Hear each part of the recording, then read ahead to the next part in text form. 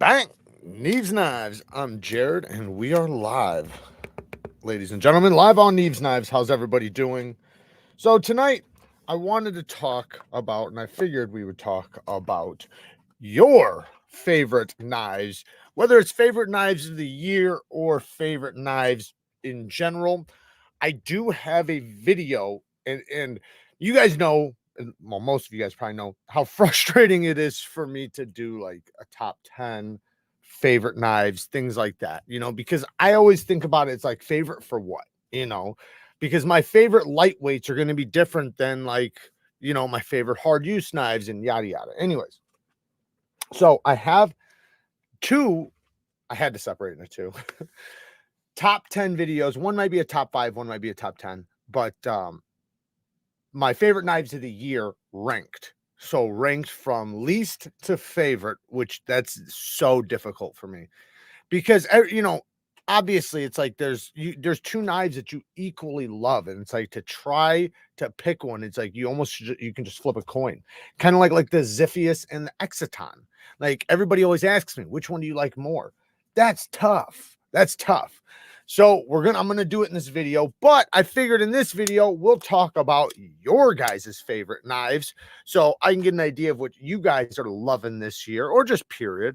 I open up the video with the Best Cetus. I think these are dropping on the 28th, and it's a good one. This is a really, really good one. I'm really, really enjoying this. I've been carrying the heck out of it. Yes, it's a thumb disc, so not everybody are thumb disc fans. I'm partial to them. If they're done well, I like them. If not, this one, it's pretty good. It's very grippy. It's very easy to deploy. It's placed pretty well. And the ergonomics are just insane. This hollow grind is so deep right here. The blade drops down. This tip is very useful. It's not like most Tontos where that tip isn't very useful. Now, I have a couple announcements before you guys start naming your guys' favorite knives, and we're gonna go through, and I'm gonna give you guys some categories. We're not just gonna do your favorite knives because I know how tough that is. So we're gonna need some categories. But the hell was I gonna say? Oh yeah, I bought a new 8010 on the way because Original Goats got them scales, so I had to get the scales. Now, I wanted so bad to get the titanium ones, but they're just a little bit too expensive for me, so I got the aluminum ones. And then I also got a Hogue RSK, the mini, with the scales as well, because I've had an RSK before. I've never owned a mini, but I've had minis in, so I've handled the mini many times, and I like the mini, and I like the full size one. I don't know why I chose the mini over the full size one. Like there wasn't no rhyme or reason. I just did. And then I kind of thought about, like, why didn't I just get a full size one? But anyways, it was too late by that point.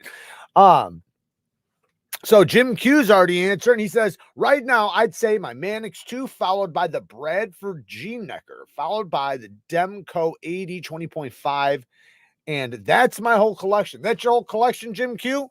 Well, we need to get you some more knives, man. But I'll say this, though. You got some good knives, at least, right? If that's your only 3 knives, I mean, obviously to me, like, and you guys have probably heard me say this many times, like if you're gonna have a one and done, the Mannix 2 is the way to go. Now it's really cool if you get the Mannix 2 and then get like the skinny scales or whatever. That's badass.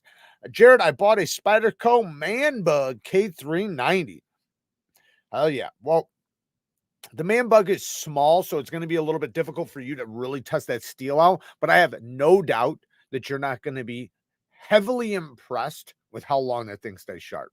It's crazy. Like, as long as you're not scraping it against rocks, and you're cutting regular stuff, that thing will stay sharp for a very, very, very long time.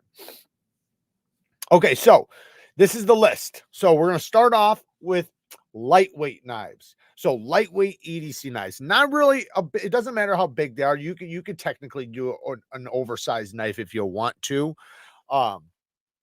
But lightweight knives. What is your favorite lightweight knives? And you can do top 3 or top 5, whatever you really want. You can do top 2, it doesn't matter. But what are your favorite lightweight knives? So mine personally this year, I've already spoke about it. The one especially is the damn Cubit. Like, I think this is damn near unbeatable as far as lightweight goes this year. Now that doesn't mean I don't have other favorites. Like, I love my my Hogue Deca. That's a fantastic lightweight knife. But there's something about this one and its blade shape that's just, I mean, just look at it. Just look at it. That blade shape is so thin and so slicey. It's just a laser beam, man. I love it. It kind of is like, in a way, having like a Spyderco blade shape on a neutral ergoed handle. All right, let's see here. Ari says he really likes the VOSTEED Nightshade. That is a badass one. And they have that mini now, too. They even have a carbon fiber mini with a crossbar lock. Right now, the Civivi Cubit geometry. Exactly. That's what I'm saying, Rob. The geometry is insane. And when you use it, like anybody who hasn't had it, that's like, you know, because I know like when I did the video, so many people loved it, but there was a few people that were like against it. Like they just didn't like it because of this thing right here. To me, man, when you get it in hand, like it's another story. Because when you start using a knife, just like Spydercos, everybody says Spydercos are ugly. But have you used one? Right? That's where it boils down. How many ounces do you consider lightweight? Under 3? Or no. Let me be clear. For a regular size knife, I would say under 3. But when you start talking about big knives, like say the 8010 light, right? The 8010 light is still a lightweight 8010. So I would say under, and I don't know if the 8010 is technically this, but under 1 ounce per inch. How about that? So if the knife has a 3-inch blade and it's 3 ounces or less, that would be a lightweight. If it has a 4-inch blade, if it's 4 ounces or less, it's a lightweight. That's kind of the general way I look at it. Now, most knives with titanium and things, they're not going to be able to do that, right? That's why it's a lightweight.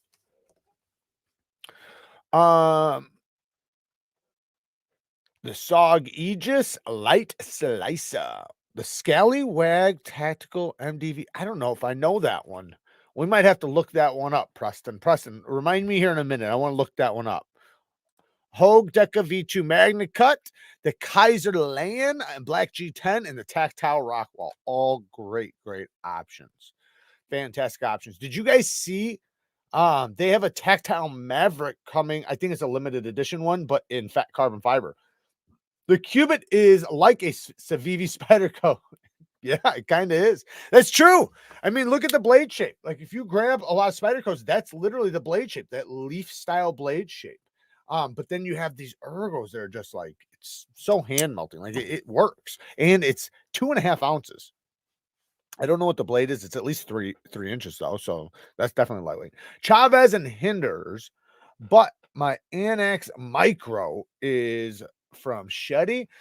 I wouldn't consider any of those lightweight, but I mean, if that's lightweight for you, go for it. I love the Chavez. You guys know I love Hinder, and the Annex. I've always wanted an Annex. Like that's one knife that I was very close to spending that dough on a while back because I got the handle one, the Microtech, the real one. And I fell in love with it. I had to handle a couple of them. Hinder and Chavez. Oh, I read that one. Benchmade Ascend. Benchmade Ascend. What the hell is the Benchmade Ascend? How am I the knife guy here? MDV plus 1. MDV plus 1. Rosecraft Blades, Aries Rex is moving up the list as well as the Accelerator for Once and Mohawk Folder and D-Bad Tribute Bowie for Fixed in my collection. Well, we haven't got the Fixed yet, so hold that, Greg. We're going to go to Fixed here in a second. The Accelerator, though, I got one of those. They do have I don't know if it's out yet. Titanium one coming, a frag one. It might already be out.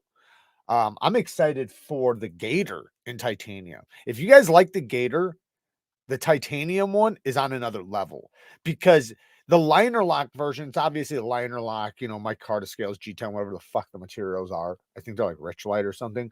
But the titanium one is like super thick scales. Like it feels robust. And what I love about that is it's a big knife. So it's not a big knife that doesn't have big features. So if you're going to have a big knife, right? Have everything be big. The scale should be thick. I'm not saying the blade has to be super thick, but it should be able to be a solid knife, and that thing is super solid. Let's see here. The Spartan Harsey 3.5. There you go. That's a good one. Yeah. That's another one I've almost got a few times, is that mini Spartan Harsey. Now, I do like the big one a little bit more, but it's weird how they went from that to the big one, because the big one is like, it's over like over a 4-inch blade, I believe. So it's a crazy jump. Like a lot of times I could be a small would be like 3-inch, and then a big one would be 3.5 inches, as far as blade length. There's a big difference between the big Harsey and the small one, like even more dramatic than like the Sabenza and the small Sabenza. The 940s got 4 of them: the Drop Bear and the Ultimate Hunter Cold Steel. Very cool. Yeah, the 940s, man. You got to give it credit, man. It's tried and true and been, it's lasted so long. And they're a damn good knife. They really are. There's some complaints I have, and there's some things I'd love to change, but I still love them. And the Drop Bear, you guys already know how I feel about that. The Drop Bear is one of the best knives of the year. And the Ultimate Hunter, super solid, tough knife. VC Edge Interface by far. You got one of those, Justin? Are you serious? Huh. Man, that must have costed you a pretty penny. How much was it? How much was that, Justin? I'm curious how much that was. A large pyrite warning, which should be sweet. I agree. I'm wondering if they're going to do a large echo, because the pyrite, the large pyrite is dope. I haven't heard anything about the warning, but I would personally love to see them do a large. It doesn't have to be like super big, but just a little bit larger version of the echo. Which the Echo is already slightly larger than the Pyrite, the regular Pyrite at least. Todd says, with cold steel, light usually determines lesser materials versus actual lighter by any noticeable difference. I thought it was the difference between G10 and FRN. I thought that was the big difference. I could be wrong. I got the FRN one, the Tonto one with the hollow grind, and that's why, because I had a hollow. I got that because I think cold steel does some of the best Tontos as far as Americanized Tontos. So I got that one, and then the original goat scales. So I'm not worried about the FRN. And that's a knife I could actually handle FRN, because it's a hard use knife. Still partial to my Chaparral. Yeah, the Chaparral is hard to beat. I'm very partial to the Chaparral too. What's going on, Greg? Thank you for hopping in. But yeah, the Chaparral, do you know what? This is like a large Chaparral. That's a great point, Greg, because we were talking about this is like a Spyderco. It's very similar to like a large Chaparral. If you want a Chaparral larger, get the Civivi Cubit. Hands down. It's like just like it. The geometry is very, very similar. Cold Steel Lucky One and S35 VN is great. 2-inch blade, 0.9 ounces. That is a small, that's definitely small. Not even an ounce. Being 100% man, all knives are lightweight. You could debate that, but I'll tell you what, man, I got some heavy ass knives. Like I got some over here on this wall right here that are fucking tanks. Like, and I understand what you're saying, because listen, I carried a tool belt my whole life. That's why when I came into the community at first, I heard people bitching about the weight of knives, like, oh, this knife's too heavy. And I'm thinking, like, what? What are you like? I could not wrap my head around a knife being too heavy. Like, what the fuck are you talking about? Like, I've carried hammers my whole life. Like, there's no way it's heavier than a hammer and a loaded tool belt with nails. Like, what, if it fits in your pocket, like, how, don't you have a belt? Like, that's the things I was thinking. But now I kind of understand, because, like, you're not going to carry that with jogging pants, right? You're not going to carry the 80/20. Maybe you do, but you're not going to carry the full titanium 80/20 or a 4MAX Scout with titanium scales if they make them with jogging pants, right? But you will carry a Civivi Cubit and a Hogue Deca. So I get it. But yeah, I understand also, like, not, today I'm wearing jogging pants right now, and I'm carrying this guy. This guy's heavy. It really is. This guy's pretty heavy, but it's a good heavy. Like, it's not like a stupid heavy. It's a good heavy. Keith, hey, brother. Shout out to Keith. Thank you for the 5 bones. I only carry a Daleka. Is there any other knife? Fight me. I don't know, man. I mean, I see, you know what's funny? I seen that oh man, I forget whose kid it was, but you sent them the certificate for the Daleka, and like he was super proud of it. You know, that's so cool, man. That was a cool video. Just read an article said Ontario Knife Company sold its manufacturing where they've been for 125 years. Really? I did not know that. Huh. I did not know that. Is that recent? I know you just read it, but is it like recent or did that happen already like a while ago? Hi, Jared. I like my little Spartan. It feels totally different. It does feel different. The big one and the small one have a very different feel. Same thing with the large Sabenza and the small Sabenza. They definitely have a different feel too, to some extent. Obviously, there's going to be some similarities.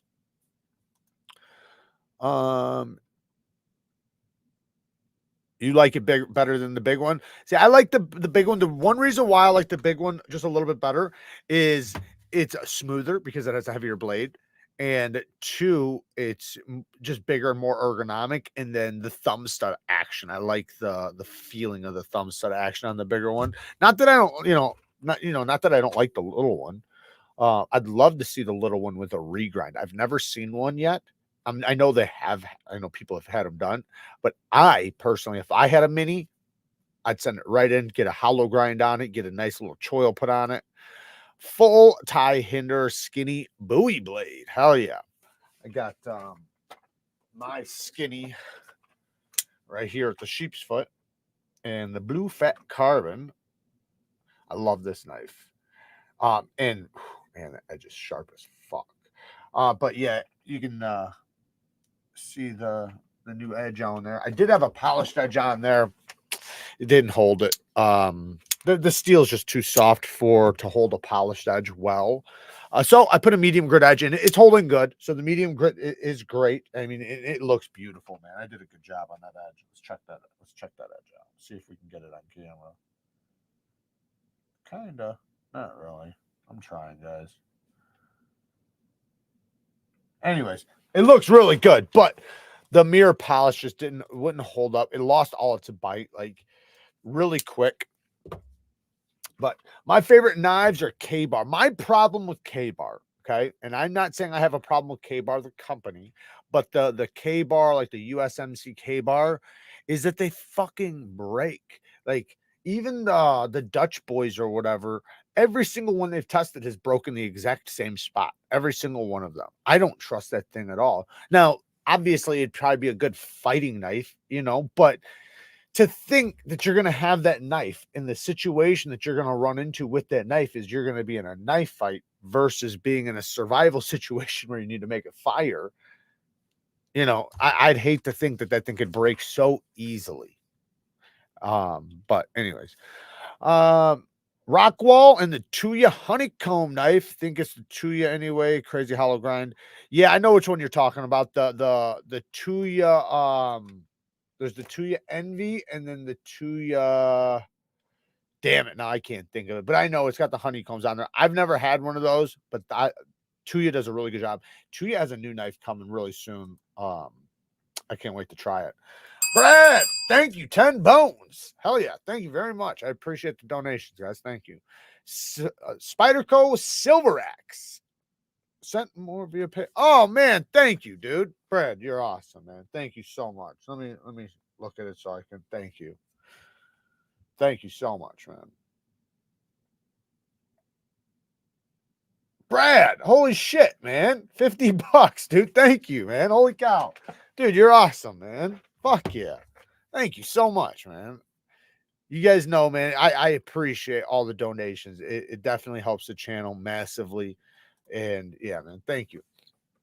I'm thinking that my favorite small knife is the EMP EDC Thick Boy. I mean, I guess that's small. I guess it's short, right? It's short. So I guess you could say it's small because I would say that I'd say that this knife is small too. So and I think they're about the same size. But you know, it's a robust small knife. K-Bar is the official knife and tool of Maurice. Or a premium Echo. Yeah, that's true. I'd like to see a premium Echo. I really, really would. I think that's one that they could do a lot with. I think that what they did was the Pyrite came out. People loved the Pyrite and people really bought into the Pyrite. Obviously, they sold probably the most out of the Pyrite. But I think because the Echo came second, I think that more people bought the Pyrite because it was first. And I think that they went all in on the Pyrite before really considering the Echo. However, I think personally, I like the Echo more than the Pyrite. But as far as, you know, both the small ones, because they do have the large Pyrite now. White Mountain Knives has the S90V Black Micarta low drag jack. No shit, for $233. Damn, son. I don't got the. What we got here? Which one is this one? I can't even think of which one this one is. This is not the Midnight. This is the. I can't remember. Man, I forget some of their names, man. But I got the sheath here.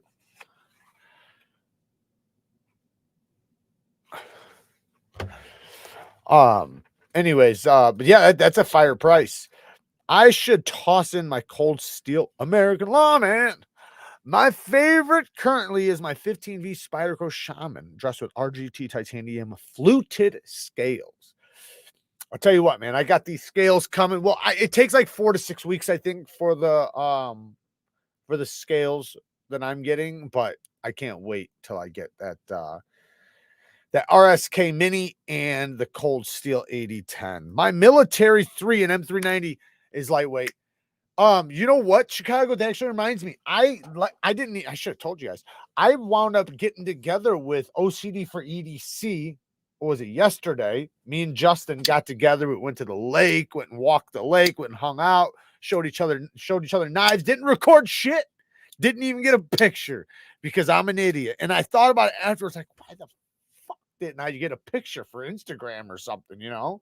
We sat there at a bench right on the lake with the lake surrounding us, sitting there checking knives out. It was beautiful. We went and had some food. We hung out. It was a great time. And I got to check out some Spydercos I never got to see before. So he showed me the, was it the rubber? Something like that. I forget the name of it, but it's a new limited edition one. I think they're all gone already. And then he also showed me the compression lock military, which was pretty awesome. I actually like that a lot, because I'm not a big fan of backlock. So, Jared, are you getting the super chats? I thought I was. Am I not? I probably am. I'm just probably late to them. So, I'm trying to make sure I read everybody's things. Have you ever tried a Spyderco Pikal self-defense and that recurve is an amazing EDC? Bought a Kaiser Feist XL and 4V. Thanks for the recommendations. Got the Feist XL right here in 20 CV. Fat carbon fiber. Yeah, this is a really cool one. As far as the Spyderco Pikal, I don't think I've ever tried that, but I do have some Pikals. Have you seen the Kunwu Poor Man's Evo? I did see that. That looks badass. I'm thinking about contacting them and asking them to send it to me for damn sure. And if not, I might have to buy it. It looks pretty cool. Geez, people, hit the damn like button. Are you not entertained? Thank you, man. I appreciate it. Maurice, what's up, brother? It is Dog One. Yeah, Dog One's in here. Let me turn this down. Let me make sure. Oh shit. I did. Okay, so I gotta scroll down. I'm missing some super chats really quick. Maurice came in hot with the 5 bones, screaming K-Bar, bitch. And Striker Drip, love the name with the 10 bones. Hell yeah. I don't know if you remember my brother Leo, an active viewer, just shouting him out while he's Army Airborne Infantry training. Well, you know what? Shout out to him. Shout out to Leo, man. And thank you for your service and for for doing the damn deal, man. It takes a lot, you know, for a man to go and do that kind of stuff, and that's awesome. And I'm proud that he watches the channel, and thank you for the donation. Shout out to Leo, man. That's awesome. You know, because I can only imagine, you know, like some of the things they go through in training and just, you know, all the shit that like that. You want to talk about character, man. Fucking going through that training, and that'll build some character. Didn't see my super chat. I seen it. I seen it. I got it. I got it, Big Daddy. I got it. Literally just got the Kapara in, already loving it, but want to smooth out the Spidey hole. What do you recommend? Take a ceramic rod. Just get a ceramic rod or a diamond rod. You can get a rat tail file or a ceramic rod and just go around the edge. It'll knock it right down. Ceramic or diamond, and it won't like tear it up like where it looks nasty or anything. It'll just put a little tiny edge around the circle, and you won't even be able to see it. Today got to experience two extreme knives, the VC Edge interface and the Phil Harsey Peacemaker. Really? How'd you get the VC Edge? Was it for sharpening? What was it? Mini Evo Typhoon or Les George ESV? That's some cool shit right there. That's some heavy hitters. My people, hope everyone is having a great weekend. My favorite current knife I own is the K390 Police 4. Nothing flashy, and it works well. No, dude, that's a badass knife. Because one, the Police is already, that platform is a fantastic EDC platform. Then with K390, fuck. I did get it, though. I got it logical. Thank you. And then GM with the 20 bones. Thank you, man. You rock. I don't rock. You rock. Thank you for the 20 bones, man. Thank you guys. You guys are just awesome, man. Sending me all kinds of donations. And Q Ball has been a member for 17 months as a motherfucking rock stud. As a rock stud. And has never even taken advantage of the one-on-one 17 time moving way too fast. Been fun so far. Jared, looking forward to some more good times. Do something kind for somebody. Hashtag be up. Thank you, Chris, man. Chris is such a huge supporter and a great friend. He's such a good dude. You know, there's some people in this community that are just like top-notch individuals, and he's definitely one of them. The Knife Center Echo is in titanium, but still AR PM9. You know what? Double check that, Josh. It might be a fuck up print. I haven't heard of a titanium Echo yet. They're pretty good with sending me their new stuff. It's possible, but I wouldn't bet money on it. Because like I went to Blade HQ and done that. They actually refunded me my money one time because I bought a knife. I thought it was titanium. The fucking name was titanium. And it wasn't titanium. And even their description and stuff, like it was all messed up. So then they contacted me because they seen my video. I didn't even contact them, bitch. And they're like, hey, we want to apologize. You know, we realized that that knife, you know, was wrote wrong. So just double check that. Checking out the Pirate XL VOSTEED Gator and some QSP button locks on a pass around. The Gator is a beast. Yeah, I like personally the Gator. I like the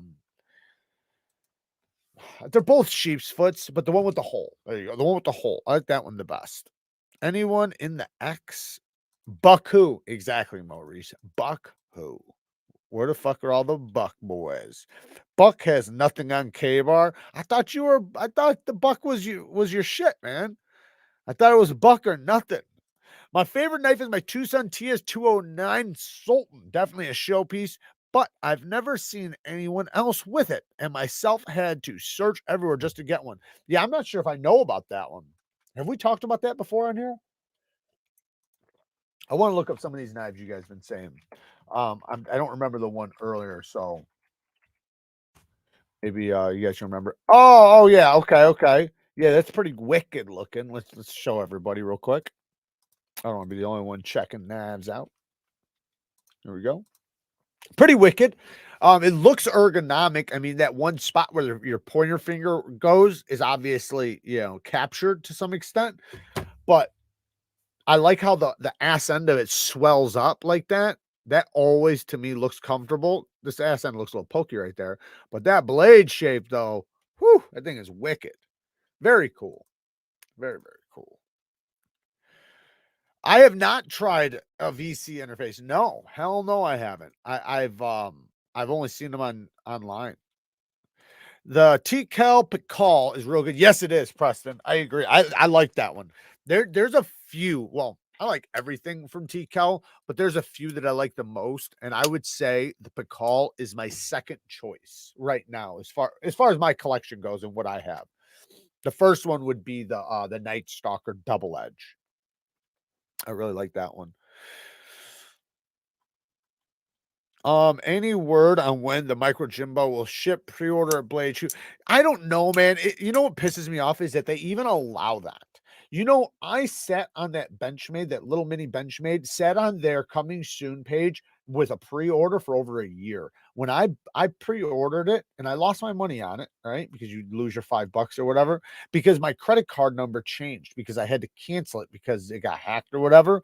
But that was like 8 months later, like even like 10 months. I don't know. So it had just happened right when they dropped. So then I was like, where's my knife at? Because I seen that they dropped. And then it was like, and I was kind of happy it happened because at the time, like when I wanted it back then, I wanted it. But a year later, I stopped caring about it as much. So I guess I got lucky. But I have no idea, man. They're kind of slow. My favorite brands are Cold Steel, Off Grid, Medford for folders. Yeah, Medford makes some beasts, some absolute beasts. So, which is actually going to be the next question, but I guess we could just go to I was going to say hard use EDC knives. What are your guys' favorite hard use? And it doesn't have to be like, you could say Benchmade Griptilian, because technically that would be a hard use knife. Benchmade Griptilian, RSK, Hogue. There's a lot of knives that are hard use that are not like fucking, Formax Scouts.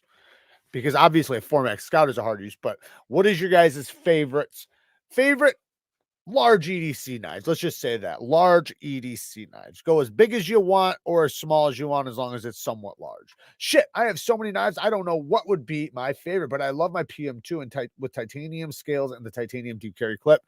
Yeah, Fly Guy, the Spydercos, man, they're pretty much at the top of my list too. It's crazy because I have knives that I love probably a little bit more, but I wouldn't use them more. Do you know what I mean? So like you gain this relationship with the Spydercos because you just love to use them.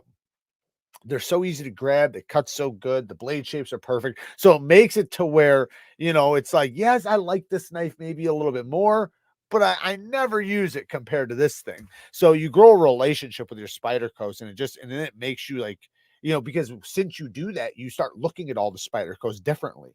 You start appreciating them more.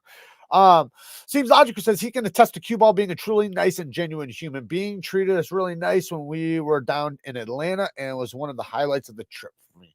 Yeah, Chris is great. And don't let Ryan fool you right now, which seems logical. He's also a top-notch dude himself. I finally found a Chris Reeves Zum for $350. Been chasing it. It has broken in so good, so smooth, actually dropping shut. Yeah, my Sabenza drop shut. I mean, when you hit the lock bar, mine completely drops shut. And then if I just a couple shakes, it'll drop itself down. Those things do get really smooth, especially if you have a good example. You know what? You want to make it super duper smooth. I'll tell you what, I'm telling you right now, get Slick 'em All. I got something. Let me grab it. Take me 2 seconds.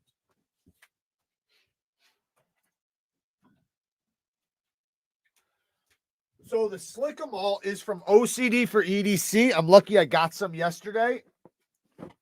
So because I lost my bottle, but Slick 'em All. Get some Slick 'em All.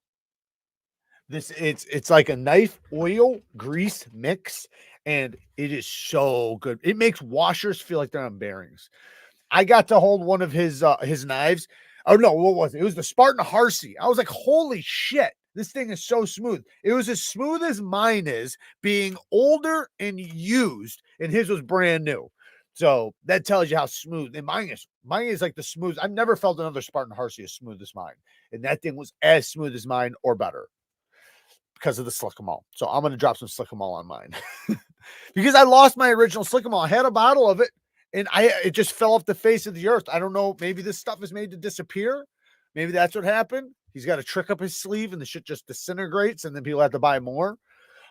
Just picked up a Spyderco PPT, the S90V version, chunky little guy, but very excited to use. I don't know what the PPT is.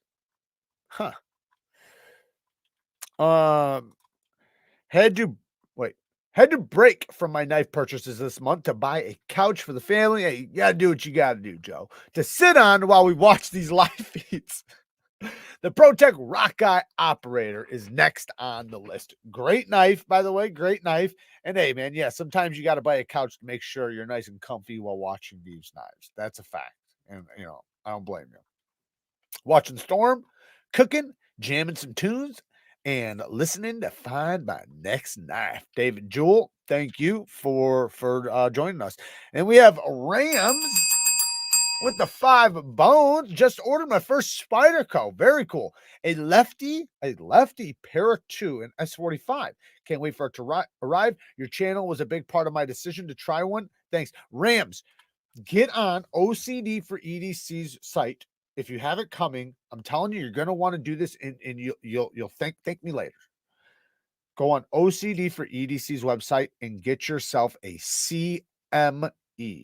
Compression lock made easy. A CME. It's on OCD number 4 EDC, his website. He sells them. It's very easy to install. You don't have to take apart the knife. You don't have to do anything. There's many videos on how to install it. You just put a little dab of glue, put it on there. It's super easy.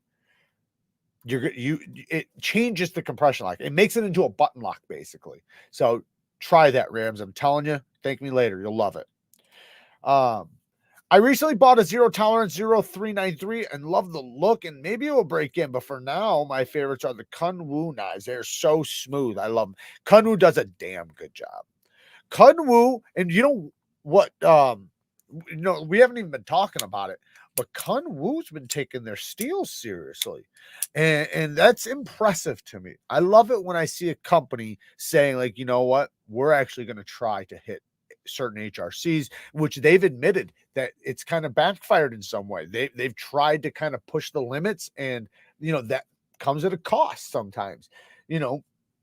Anytime, like when we see Spyderco coming out with a steel, you can guarantee they've went through a bunch of them and have done tests, at least as far as Spyderco goes. A lot of companies don't do that. A lot of companies will just shit out stuff and they don't care. But when the company actually cares and is trying to get the sweet spot of the heat treat, they have to take a little bit of a loss because they're going to have to go through, testings and ones that aren't good, ones that are good. But Kunwu seems like they're taking it pretty seriously, which I am very impressed with. Hey, I put 5 bones on the Civivi with the Super Lock Vision R type knife. Never heard anything since. So that should be, I think that one's going to be, they told me it's coming soon. I think it's in like a month. So it's not going to be like, let me just see if I can look really quick. Give me 1 second, just so I can give you guys some real information. Now, it might not be in here. I might have to wait for Kara, because Kara's the one who usually tells me this shit. And she speaks to him on email. Yeah, it doesn't look like I'm going to be able to tell you. Give me 1 second. Yeah, I'd have to go through the emails. Oh, wait. Oh, here we go. August. I'm a genius. So they said the new Civivi Vision FG will hit the market around August. So there you go. We have some new sun cuts coming this week. We'll hit the market around early July. So there's some sun cuts coming right now. But as far as the FG, it's going to be released in August. I know it sucks when you feel like it's going to be tomorrow or like next week when it's going to be released. And I thought it was, to be honest, because they made it seem like it was going to be within like a couple weeks, like it was coming really soon.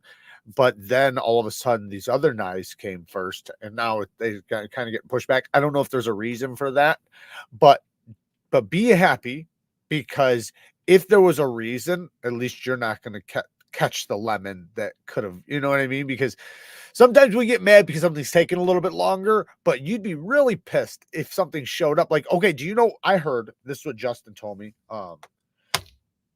I heard that the reason why Benchmade had to push that little access lock knife with the aluminum handles so long was because the anodizing kept coming back different. So like the colors weren't the same. So like 10 knives would be different colors or different color greens, but still. So, you know, people would be kind of pissed if you wound up buying something and didn't get what you're looking at. So maybe there's a reason. I love my Chris Reeve and Cosi, but tend to carry the Hogue RSK MK1G2 the most. I can't wait to get my mini and my scales because I'm going to be putting them badass OG scales on it. I'd never use a CRK. Too expensive. About 150 bones is my limit, which is weird. I know.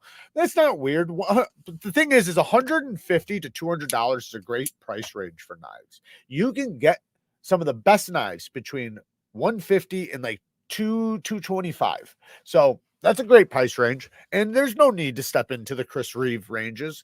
Like you can be just happy in the $50 to $100 range, to be honest, because we have knives that are so good today that they would beat the premium knives of 10 years ago. Like literally, premium knives, some, not all, but a lot of premium knives are $250 10 years ago. Can't even compete. Maybe 15 years ago, 10, 15 years ago, can't even compete with some of the $50 to $100 knives now. Dave Goodridge, I feel like a traitor when I buy a foreign knife. We makes good knives. They do make good knives. Don't feel like a traitor because over 50% of the money in most cases is coming to the USA. Now, if it's an in-house design, it's not quite that much. It's more like probably like 30%, but you know, it's still a good portion. But when it comes to, especially when it comes to, you know, a USA designer, you know, the knife companies are making money and they make a good amount. Like, you know, the knife companies aren't making just a couple dollars on each model. They're making a killing on each model. So not that they shouldn't. I'm not bitching that they do. I'm just saying, like, remember, like the postman makes the money. You know, there's a lot of people making money, and if you use my link, I get a fucking kickback. So, hey, mother, hey, sweetheart, hope you're having a nice evening. Hello, everyone. I just want to tell Jared the family reunion is this weekend. Thank you for telling me, Mom. I'm obviously not going. It must be in Mississippi, and I didn't even know it was coming up. Well, thank you for telling me. I'm guessing you're not going either because you're down and out right now. I'm using Slickamall, and it's great stuff. It is great stuff. My first Spyderco was an Endura. Lost it within a week. Then a decade later, the ZDP 189 Endura. The Endura is a good one. Yeah, I like the Enduras.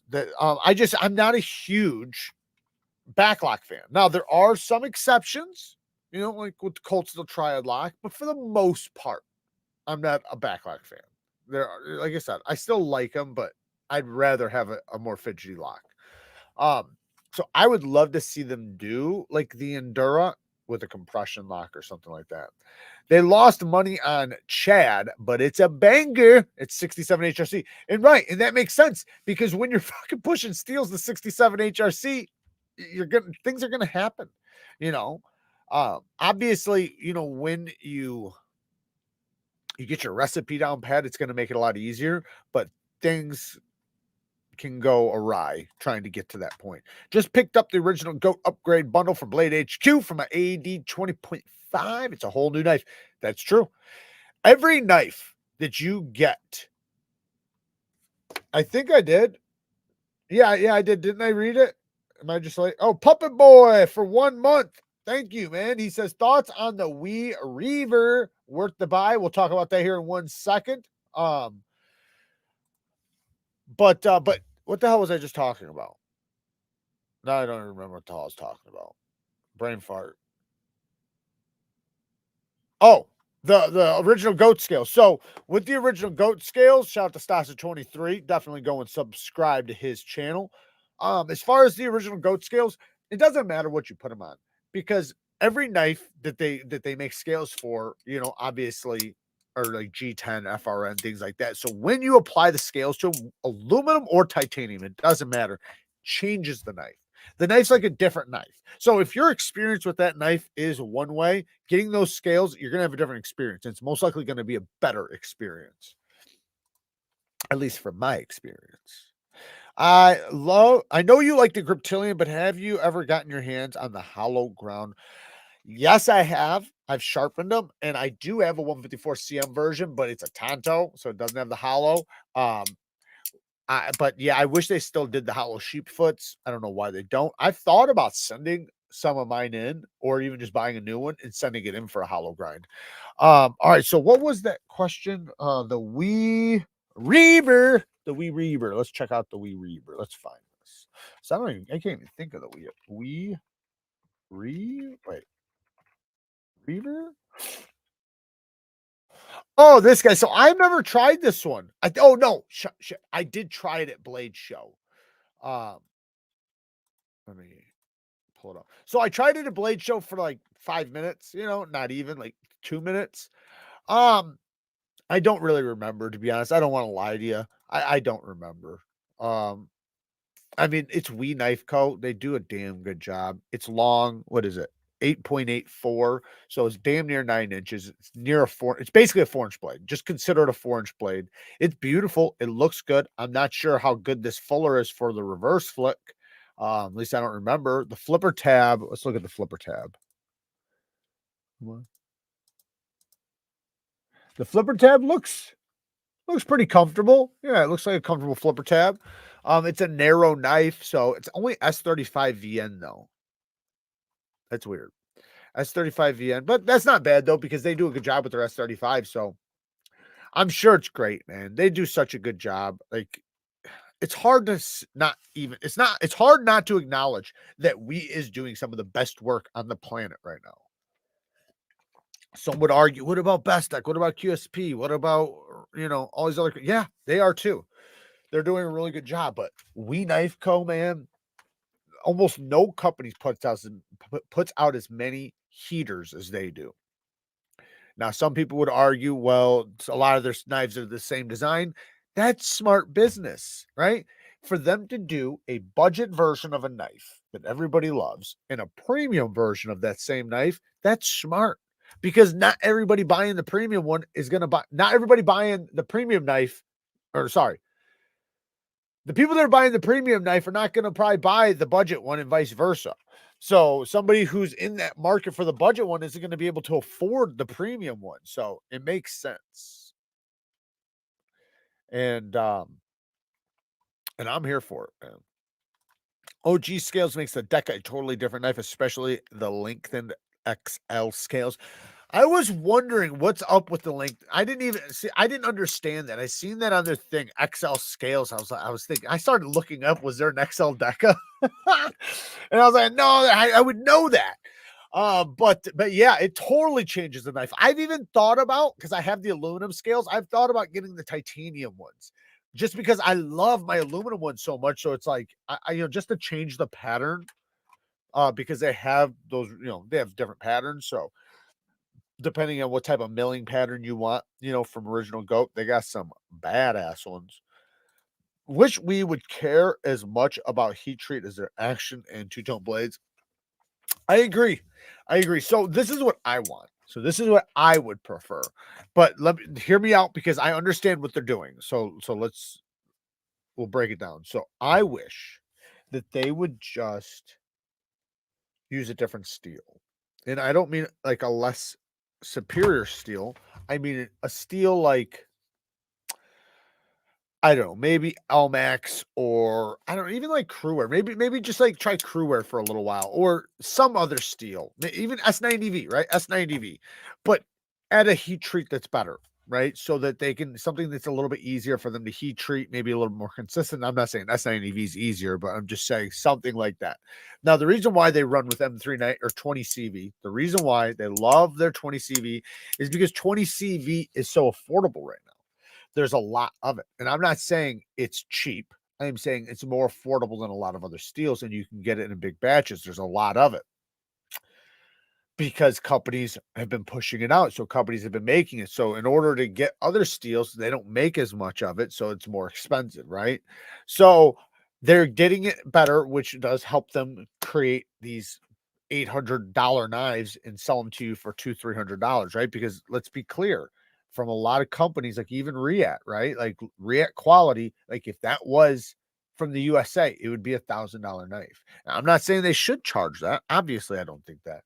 But I'm just saying, like the quality with the materials and everything is so insane and so good. We're very spoiled.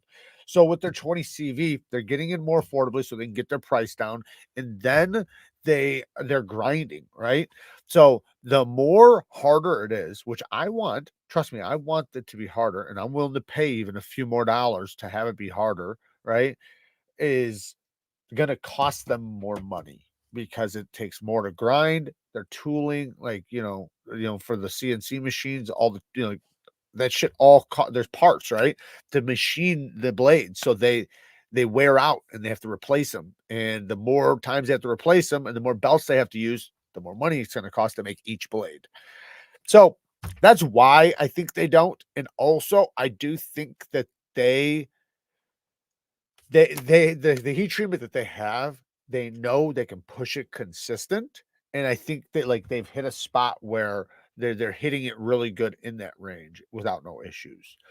So, and I don't think they do a bad job with the 20 CV. I really don't. I think we does a decent job with the 20 CV. The 20 CV is not bad. Is it as good as Spyderco's? No, absolutely not. Spyderco is superior in every way. Even fucking ProTech. ProTech, what is ProTech's running at 61 to 62, I believe.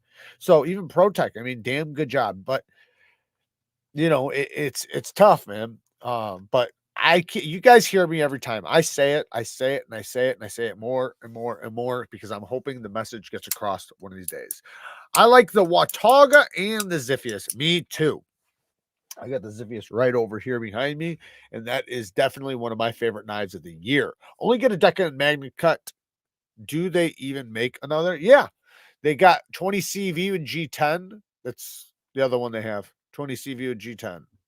And then the Deca with Magna Cut is with FRN. That's the difference. Gerber does blow goats. That's true, Mark. Even the USA made stuff is obsolete because your dollar is better spent elsewhere every time. Every time. I still don't understand why people buy Damascus when I rarely hear Spyderco accepted. What's on the edge? I don't know what you mean, but the reason why people like Damascus is because it looks cool. Now, obviously, there's different Damascuses, right? Don't go buy stupid $10, $20 Pakistani Damascus knives, right? That shit's garbage and super soft and possibly not even heat treated properly. And the steels that they mix are not even right. But the Damascus we have today from these companies are really good. Civivi's Damascus, top notch, really, really good. I've sharpened it tons of times. I've used it tons of times. It holds an edge really good because the steels that they have mixed in their Damascus is so similar that when they heat treat it, it's basically the same recipe. It's the same recipe heat treat. So they come out the same HRC. The entire thing is like one solid billet of steel because they're so similar, right? The steels, they're not using two opposite steels mixing together, right? So it makes it to where they have the ability to create Damascus that's really good, kind of like Damasteel. K390 Delica. I love anything with K390. Lacey Elliott says, my most carried is the Migueron Valona D2 blade. Looking for a 4-inch upgrade, but not sold on the upgraded version. Was thinking about the Swordfish and S35. Any other options for a 4-inch blade? Man, there's a lot of options for a 4-inch blade. I mean, let me see.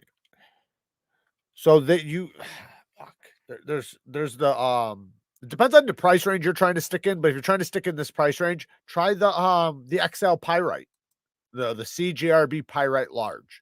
That's a good one. The CGRB Pyrite Large.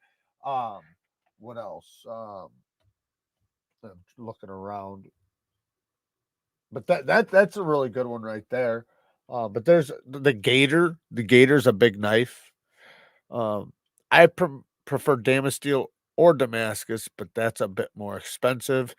Yeah, most people do.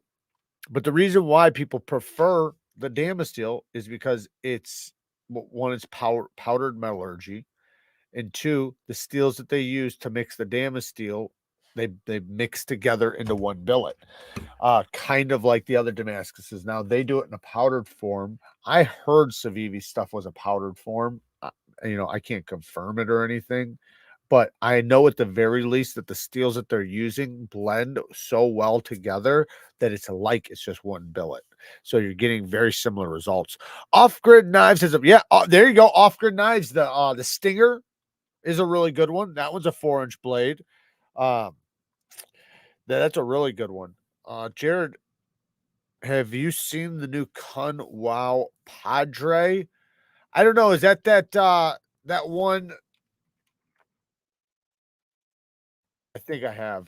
Yeah. We were talking about it earlier. Yeah. That thing's badass. And just for everybody else to see it, I might as well show you guys. I'm hoping I get one on the channel. I'd really, really like to get one. Come on. The screen's a little small, but we'll try to fit it in. So there's the blade. You see the handle. Wish it didn't have to be so damn big. Vanax, we love that. We love that. I wish they put the lock bar cutout on the inside, but that's still dope. You see it right there. Shut up. Yeah, no, this thing's awesome. I love the look of this thing. I definitely have to get one. So mine is ordered with Civivi and Concept. Both seem to have decent. Yeah, Concept does too. Both seem to have decent Damascus based on powder metal, but Damasteel is a better option. But you're getting the base steel in terms of performance. You're paying for the pattern. Yeah, that's the one problem with Damasteel is you are paying for the name. You're paying for the name. And I understand to some extent it is really good shit. It's badass shit. It's the most reputable Damascus you can get, and it is really good, but there's a cost to it, right? You guys see the prices. Every time a company uses Damasteel, it's a fucking $600 knife. The shit's expensive. So the powdered Damascus, or the Damascus that Civivi and Concept are using, is very beautiful, damn near just as beautiful. It's very well done. So is that a good HRC range for Vanax? What did it say? I guess I didn't see it. Oh, 60 to 62. I believe it is actually. Because I don't think Vanax has to be ran very hard. Kind of like S90V. S90V doesn't have to be ran very hard. It can be pushed to 64, is what my search is seeing from Knife Steel Nerd. So it can be pushed to 64. That doesn't mean you should. Remember, when they say push, that doesn't mean you want it at 64. Pushed means that's the most extreme it can go before it has catastrophic problems, right? So you're probably not going to want it at 64. That means you're probably going to want it like 62 to 63 or 61 to 62 like they have it. It's kind of like Magna Cut, right? Magna Cut can be pushed to like was it 65 or 65, 66. I've got one at 64.5 and it's fucking phenomenal. But if you start pushing it to 56, I don't know, what would happen. But some steels, you probably have some problems, right? Like, there's a reason why you've never seen M390 or 20 CV at 65, 66 HRC. Do you know if the original goats will have a Spyderco Shaman scales in the future? I do not know. I can talk to them about it. I know they try to get as much Spyderco stuff or as much done with Spyderco as possible. They said that they're going to try to get some Yojimbo scales in. I'm not sure when, but it's up to you guys. See, that's the thing. What you guys need to do, if you want those scales, leave them comments. Comment them up the ass. That's what you gotta do. Then you grab a bag bodega and get a HRC of 62. Jared, you ever bought a knife that you spent way too much on? Yeah, absolutely. Wasn't the quality you thought it was? And now every time you see it in the case, it pisses you off. The Boker P51, like herpes in my case. Oh man, I'm sorry to hear that. I'm sorry to hear that. You know, sometimes you can return them. I mean, I don't know how long it's been, but or put it on NAF sale, sell it, lose a couple bones and get most of your money back. But yes, I've definitely done that many, many times. Um, you know, one just a dumb example. This was a long time ago. Listen, I've had many 100,000 times after this, but um the first knife we really spent a bunch of money on fucked me over. And that was a zero tolerance. And we had spent money on knives, you know, but like nothing from the USA to the, well, no, I had like a mini grip and stuff like that, but I had never bought a titanium knife from the USA. And I bought an 0450 and the heat treat was dog shit. Like so bad. And I tried to love it. I even did videos on it and I loved it as a knife. But then when I started using it and sharpening it, everything went to shit. I still got it somewhere. Let's just throw it in the trash. Damascus is tricky because the steels have to be able to, excuse me, homogenize,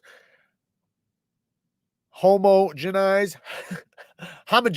So you can't have like a 20 CV with 154 CM because one is made in a vacuum and one, yeah, that's what I was saying was that's why I was saying Civivis, you know, the steels that they're using, it's 9CR and 440C. That's what it is. So 9CR is very similar to 440C. They're basically the exact same.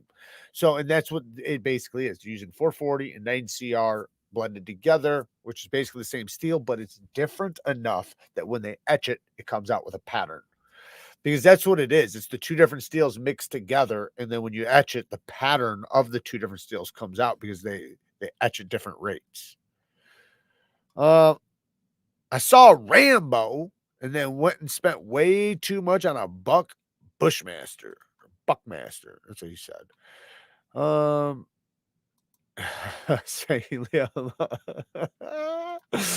I'm new to knife collecting. What's a good HRC for knives? It depends on the steel. Every steel is different. I have a lot of questions. I don't think this is the proper forum. I'm looking for an EDC around $300. This is definitely the proper forum. If you want an EDC for around $300, I would have to ask you a couple questions. Like, one, do you want it to be in the USA or do you not care? If you don't care that it's made in the USA, I would most likely recommend a WE knife to you.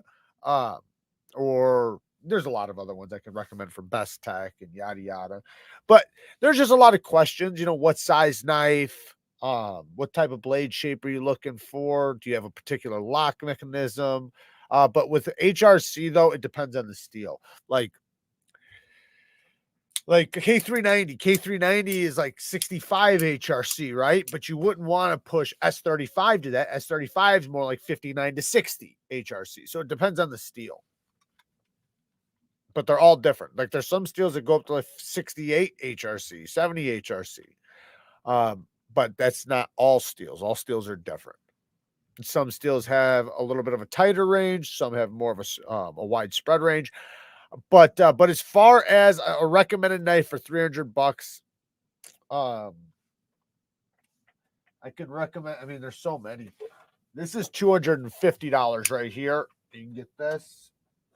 This is the Kirby Lambert Rain. It comes in like 7 different options. So if you don't like burlap micarta, it comes in other fat carbon fiber and shit. But super duper good. Hollow ground. Hollow ground blade with a bolster lock. Very good ergonomics. Super thick blade stock. This is definitely a little bit of a tougher knife. You can also go with the Precision Knife Works Worn Tack. This is about $300. It's got the beautiful micro milling on there. Just go to Precision Knife Works Worn Tack. Nice deep hollow grind. M390. Quiet Carry Waypoint. Quiet Carry 9. This is $330. One of my favorite knives of the year. There's a lot of great knives you can get for that price, but it just depends on what you're wanting. If you're wanting USA, if you're okay with going overseas, do you want a certain type of action? I love the Ziphius so much. I purchased one of each of the 250-piece limited editions. Very few made. Damn. I got only one, but I freaking love it. And the Exiton, you know, I might as well just pull them out. Might as well just pull them out because I know I don't even think there's any more of these left. So I don't want to rub it into anybody who didn't get one, but they are that good. So the Exiton is the drop point one with the hollow or dual grind. I fucking love this thing. This thing is so good. Then you have the Ziphius, which is basically the same thing with a warning. So that's the big difference between these two. But if you look at them, they have the same exact build. At least very similar builds.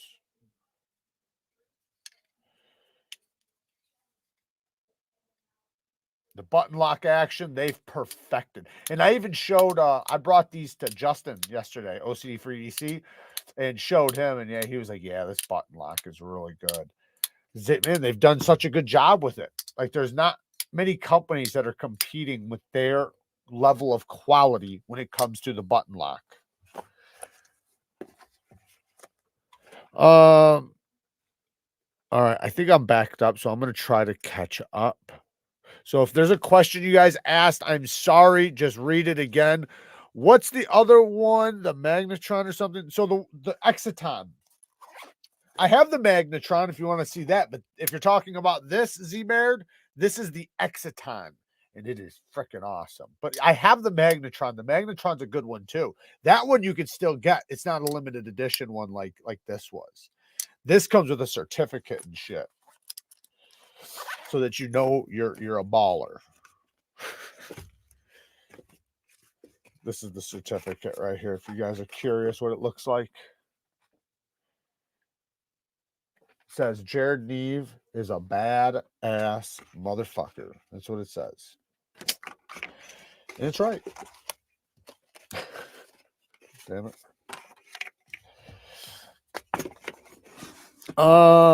Great knife for the money. Yeah, if this, I don't know if you're talking about this, but if these knives right here were made in the USA, they'd be probably $800, between $600 and $800. I would imagine, maybe more. Jared, can you show off the Timascus? It's not Timascus. It's flamed anode or the electric anode, lightning anode, whatever you want to call it. Let me wipe it. Get a little Windex. This is how you shine up your titanium. Little Windex. Give it a little rub down. Then blow on it. And then pow! And then colors come out.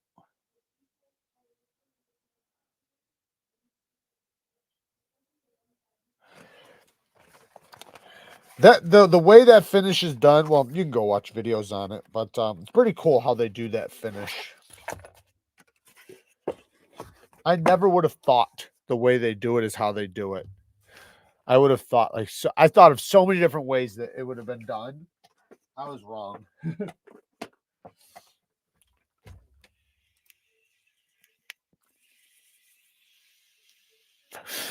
Yeah, Jim Skelton. I don't remember seeing it on his channel, but I'm sure. Yeah, it's hard. I didn't hear anybody bitch about it. I didn't hear not one person say they didn't like it. So that says a lot. Again, this thing's awesome. The Cetus, the Best Tech Cetus. Best Tech's another one doing a really good job. If you want a big knife, check out the Fairchild. That's a badass big knife. If Benchmade made it, they'd be $1,200. If Benchmade made it, it'd be $3,000. And I'm not fucking exaggerating. No, if Benchmade made it, it'd be way more than $1,200. Because look, put it this way. And I'm not trying to dog them out or anything, but they have some of their whatever they call the gold series or whatever, like $800, and it's just carbon fiber, titanium. Can you imagine if they did an integral backspacer and all that shit? Like, I know they had the Anthem for like $500, $600, but if they did the Anthem today, it'd be a lot more. And if they did something like that, yeah, it'd be probably between $1,200 to $2,000 because it would be a limited edition. There'd only be 50 of them, and I did get to try. Oh, that's another thing. See, I should have recorded it. I got to try the Benchmade Narrows finally. Yeah, I got to try it, and I didn't like it. But I mean, it's cool. It's not $522 cool, but it's so thin to me personally. I wouldn't want to use it, very long. I thought I love the blade. The blade is beautiful, and I do like the way the axis style lock is. I don't have one sitting here. I was going to show you guys.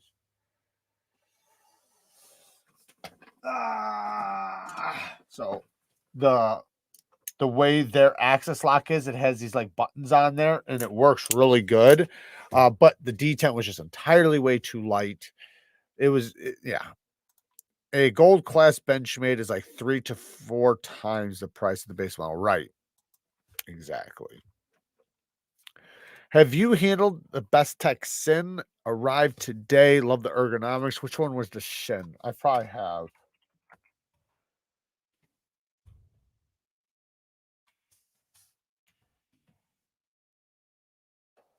Oh, I did get to try this when it was a prototype. And yeah, it was pretty dope. It was dope as shit. So yeah, really, really good. That's definitely a good one. Don't own a Benchmade. Way too expensive for what they are. They have good knives. That's the thing is they have great knives. They've gotten off the beaten path, man. And people, the only way they're gonna lower their price is if people stop buying them. That's it. And I know their market is like police officers and firemen and things like that. So, they're not necessarily the knife community, but I think if because the knife community is a huge influence on the rest of the world. Remember that. Huge influence. If we're screaming about them, then cops and things are going to be using them. But if we start changing the tune to a different company like Hogue, Spyderco, something like that, that's what they'll use. What's a good sale price for a full-size grip and S30V and a set of Metten Boss Nebulous scales? The knife, I don't know anything about the Metten Boss scales. The knife. That's what's on your Mannix, baby. Oh, is it? Oh, okay. Okay. They're also on Knife Center. How much are they? The knife's 140. 200. The knife is 145. The scales are 200. What's a good resale price? Resale? I mean, I wouldn't do 200 plus 145. You could probably get drop 50. So, if you have 350 into it, say 300, maybe that'd probably be the way to go. You're going to take a little bit of a loss to some extent. Now, not saying you couldn't get it. You could ask for it and then be willing to do or best offer. Already got a native Magna Cut. Awesome knife. Very cool. That's awesome. I didn't even know they're. Yeah, that's cool. I need to get one of the Spyderco Magna Cuts. I have a Crewwear Mini Adamas that I got from Omaha Knife when they were going out of business for $146. So that's when you want to buy the Benchmades, when companies are going out of business. Have I had a chance to handle the Tempest knives Jetstream? No, I have not. I have not handled anything but the first one. Not resales, but listing it. I thought 150 would be a solid bro deal. $150 for the entire thing for $200 scales and $145 knife. If it's used, I mean, if it's brand new, I mean, it just depends on the condition. But I would do it. Like I said, I would try to get 300 out of it if I got 350 in it. Now you might not get that, but you can reach for the stars and hope to hit the moon. Think the Wee Reaver is a fun one for Star Wars fans. Yeah, it does. It does look like that, doesn't it? What the fuck just happened? The Benchmade Narrows is Sabenza money. Yeah, right. And Spartan Harsey money. You might as well just get one of them, right? you're going to get a superior heat treat and superior everything. I would say like there's so many knives I would buy before the Narrows. I mean, literally every knife. I don't think there is another. I don't think there's any chance I would spend that money on a Narrows ever compared to anything fucking else. I would buy 2 Decas before I'd buy 2 of a lot of things before I get that, or 1 of anything. I mean, shit, you can damn near get like a Rosie for that. How many times should the blade swing towards the handle if an axis lock knife is held open, level with the ground, and unlocked? Hold on a second. How many times should the blade swing towards the handle if an axis lock is held open, level with the ground? Like this? Is that what you're talking about? It shouldn't really, I mean, if you swing it, it's going to swing like that. So this is on bearings, and this thing is very, very smooth. Let me grab another one so you can really see. This one's super duper smooth.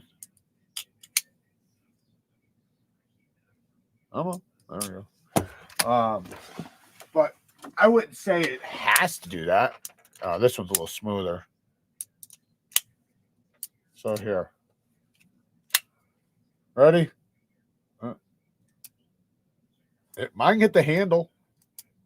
So I could go like that. I could close it.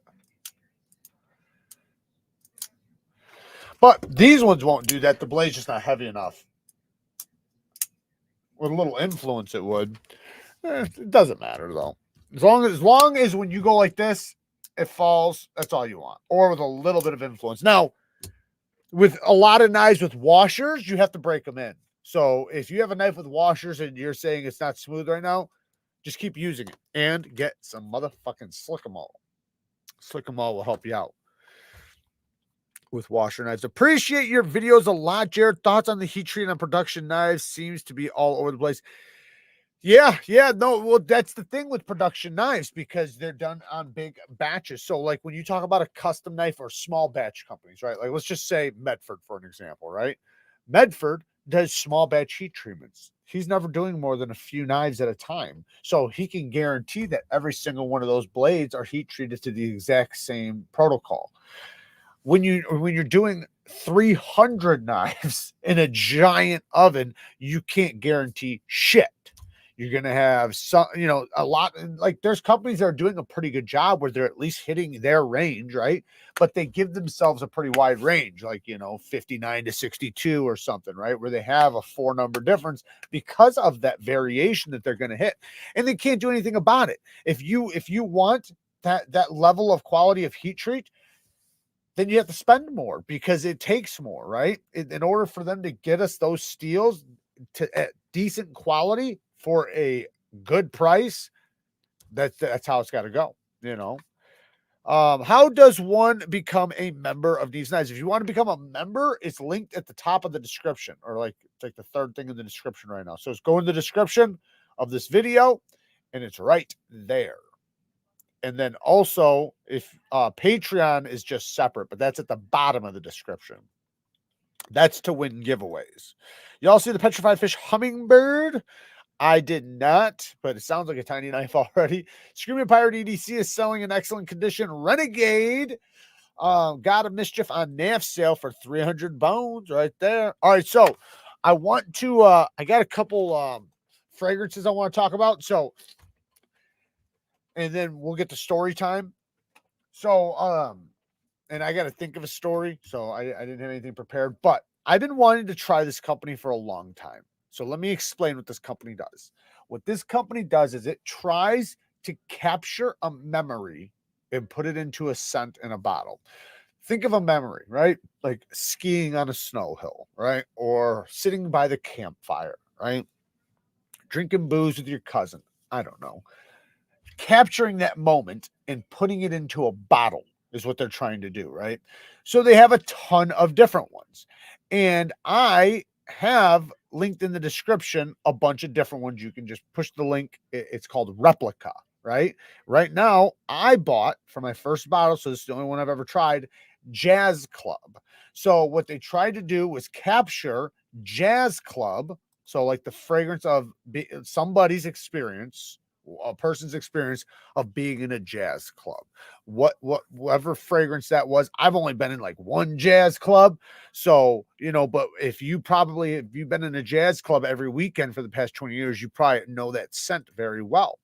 So let's check out the notes in this. So it's tobacco. This is definitely a tobacco fragrance, and I do have some on my arm right now. It's dried down. The dried down is definitely very different than the original spray. So I'm just going to spray one more little layer over it. You definitely get the tobacco. The tobacco is pretty strong. Now the sweet, it does have a sweetness in there, but I wouldn't say it's at the top. I would say it'd go tobacco, rum, vanilla, woody, then sweet. It's definitely not a sweet fragrance. You'd never smell this and say this is a sweet fragrance. It's a tobacco, rum, and woody fragrance. But there is something in the background that's sweet. So it's really good. Now, it's very masculine. This is definitely a masculine fragrance. This is not a lady's fragrance at all. I would never see a woman wearing this. Let's check out the notes. The top notes are pink pepper, neroli, lemon. Middle notes are rum, java, vetiver oil, and clary sage. The base notes are tobacco leaf, vanilla bean, and sterilax. The reason why you always see tobacco at the end of all the notes is because it's a strong note. And it's pretty strong in this. So, do I think it smells like a jazz club? That's the question. Well, I've only been to one jazz club, but I will say that it does kind of smell, to some extent, smoky. You can smell the tobacco, and then there's a smokiness to it. And then there's almost like a hint of like a sweetness maybe that you'd get from like a sweet rum or something like that. Not that it smells like you've been fucking boozing it up all night, but like the notes of a rum, like not the actual alcohol in it, but the other notes that rum has. You can kind of smell it. So, I can't say whether or not it smells like a jazz club, but it does smell pretty damn good. At first, when I first smelt it, it was like, you really get that tobacco, but as it dries down, all the notes really settle in together and start mixing really well. And yeah, it's pretty cool. Now I have one more, but yeah, I would say it's a smoky, woody tobacco fragrance with a hint of sweetness to it. And yeah, maybe it smells like a jazz club. Now the next one I have here is oh shit. Hold on a second.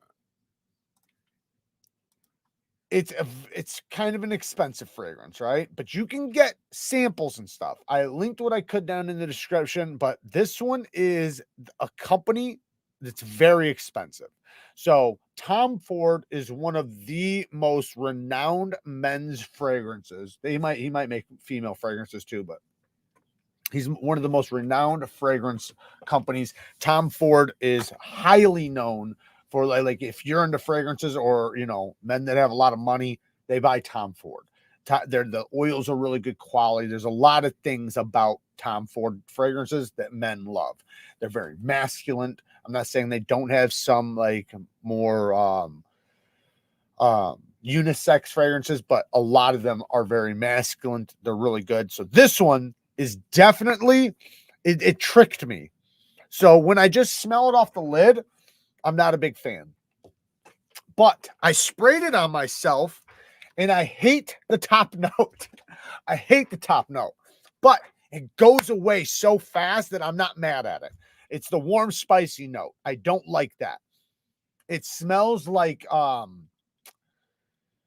it's kind of like a powdery spiciness, but like I said, it goes away quick. It goes away really quick within like 5-10 minutes.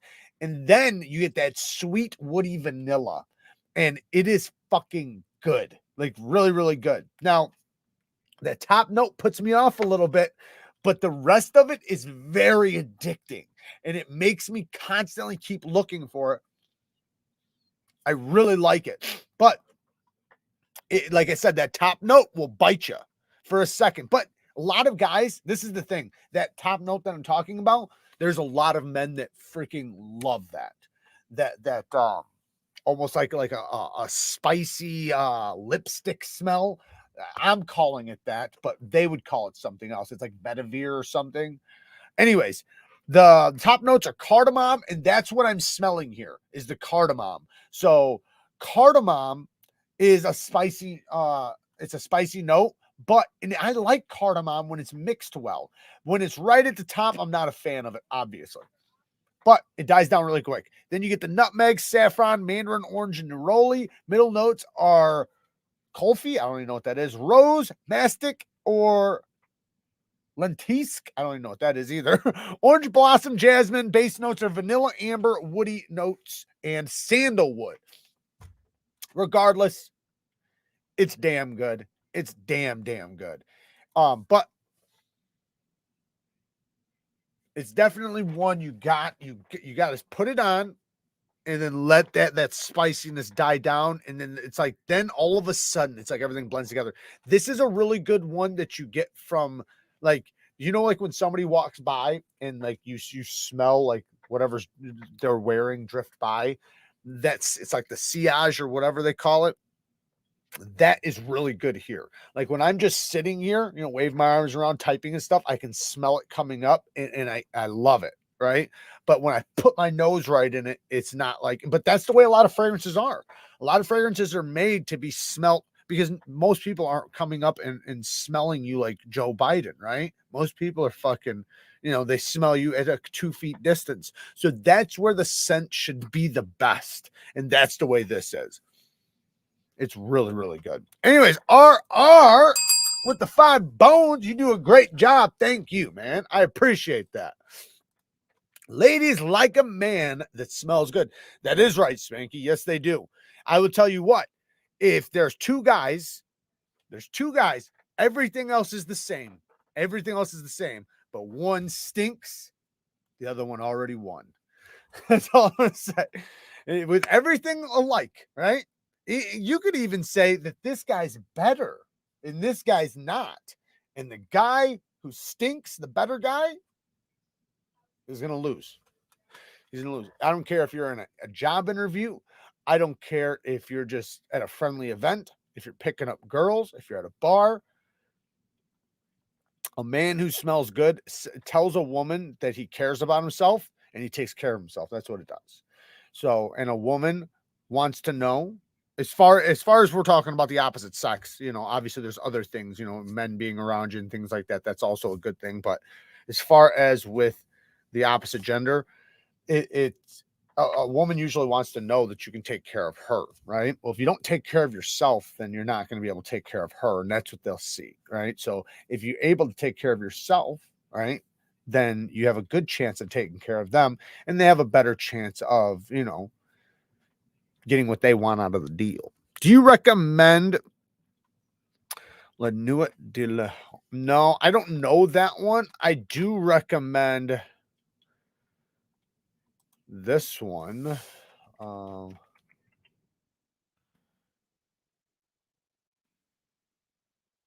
do recommend this one. I recommend it all the time, actually. It's very similar to... There you go. So I recommend this one. Club Do You Need Intense Man.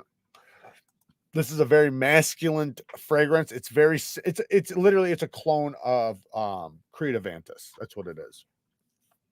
Really good though. I definitely recommend it.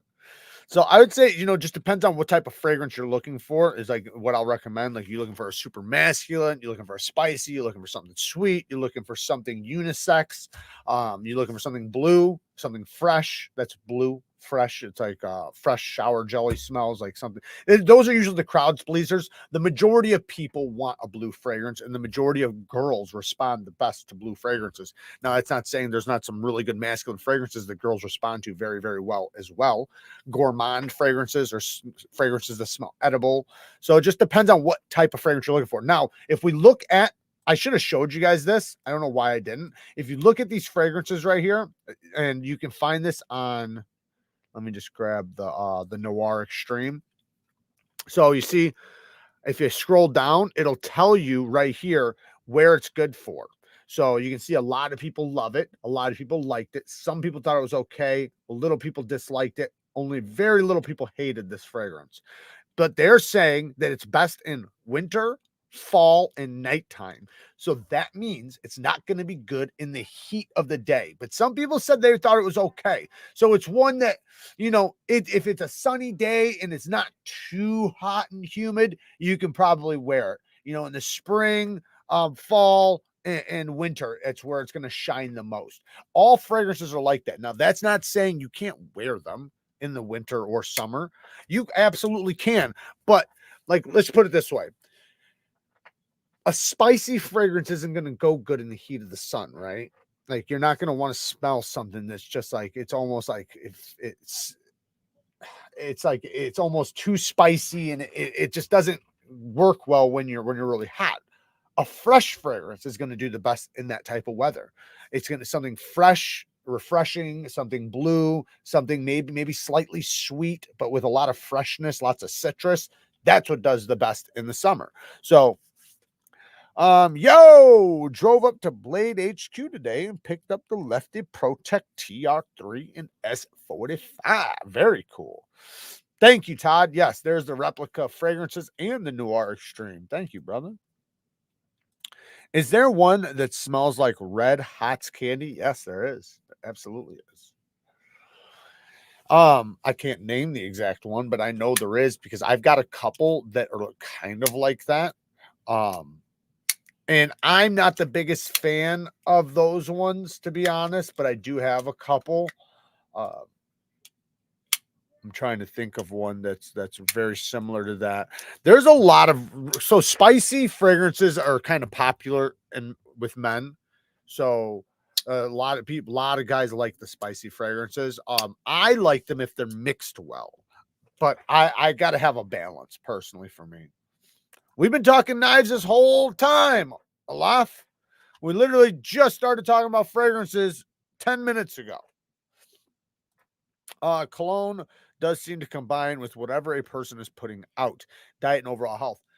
Yeah, absolutely. And that's not saying that, you know, if your overall diet and health is not the best, it doesn't mean you can't smell good. You should absolutely still work on that. But, you know, it does give you off the appearance that they care, right? Because if you care about what other people smell coming from you, then you probably care about other things. So it does say a lot about a person, right? It's just like the opposite, right? The person that doesn't care, it says something about them. And I'm not talking shit to anybody in here who wants to be a stinky fucker. Go ahead and be a stinky fucker. I don't give a shit. Don't affect me none. But, you know, the people around you definitely know you're the stinky guy, right? Not a fragrance guy here. Have fun. Bye-bye. See you later, brother. We're going to get into story time here in 1 second. Can you recommend a good, you can always rewind a laugh. Can you recommend a good slicing folding knife? The Civivi Cubit. This is super duper slicey. It's only, I got my calipers right here. Let's just measure it just to show you guys. This fucker's thin, man. So at the spine, we're going to measure it in the middle because that's where you're cutting at. 72 thousandths. 72 thousandths right there. Okay. The edge, that's crazy thin. Like, that's thinner than the Chaparral, I believe. Behind the edge, after sharpening it 2 or 3 times, is still 13 thousandths. So when I first started, it was like 9 thousandths, but I've sharpened it a couple times. And I removed, you know, because the second time I sharpened it, I did it freehand on camera with somebody. So I removed a little bit extra steel to show them things. Took a nasty sharp edge, but yes, the Civivi Cubit, super thin, very, very slicey, very fidgety, has a bottle opener on it. Now that's intentional, but it's got it. Dior Fahrenheit. Yeah, I think that's one. Oh, you know what? Actually, check this out. Remember I was telling you guys about the Jazz Club fragrances or the replica fragrances? Let me show you something. You know, let me just go to Oh, I guess I'll show you here, but the link one down in the description is Amazon, but this is just from their site. But look at this. So this one's by the fireplace. So that means this thing smells like you're sitting by a fireplace. That's the point of it. So like I said, they try to capture memories in a bottle. This one, clove accord, pink pepper, chestnut accord, and guac wood. I don't know what that is, but this smells like burning wood and chestnut by the fireplace. Very cool, right? So now there's other ones. Let's see what this one is. I have no idea what this is, by the way. Come on. Are you going to fucking zoom or what? Okay, this one says Lady Sunday something. I can't read it, so. Well, this damn thing sucks. Let me pick a different one. Well, I guess I'm not reading that one because I'm too blind for it. What's this one? Sailboat or sailing? Sailing day. So sailing day. I can't read the notes this far away. Aquatic deep something. Probably read it down here. But anyways, it just shows you that there's a bunch of different things that they're capturing in a bottle. What is this one? This one is on a date. So it smells like you're on a fucking date. And it smells like grapes and roses. You know, so it's kind of cool. Like I said, it captures memories in a bottle. And they're supposed to be really good. Like I said, this is the first one I've ever tried, Jazz Club. And I tried Jazz Club because it was kind of the most recommended by people. But By the Fireplace is supposed to be pretty good too. I don't know how good of a fragrance it would be. But supposedly it smells literally like you're sitting by a fireplace. I heard a 64 Pontiac bench seat smells nice. Put it in a bottle. There's a lot of really good leather fragrances, though. Leather is like a huge note or a great note in a lot of fragrances. I have probably 8 leather fragrances. Scent is the strongest sense that is tied to memory. And I think that's exactly what they were trying to do here. You know, so that when you smell it, it brings you back to that time, that place, that thing, which is cool. You know, Jared, is Cheryl Goroff really worth the money? Over, say, RHK, CRK, Koenig. I wouldn't say over Koenig, but the thing is Koenig has what? One model, two models, you know? So Cheryl Goroff has an array of models. So that's the one benefit I would say over Koenig. Over Rick Hinder is at the RHK and CRK. I would say, again, CRK only has a couple models. I do think they're great, but if you like action, then yes, they're better than CRK because CRK's action is slow roll action. It's not, you know, fidgety. Cheryl Goroff's are very, very smooth, super snappy, great detents. They are extremely well built. So I would say, are they worth the money? If you like the look of them and the style of them, then yes. Are they better than any of these knives? No. They have better action than some of the CRK. As far as Rick Hinder goes, their flipper tabs are far more comfortable and their heat treats are better.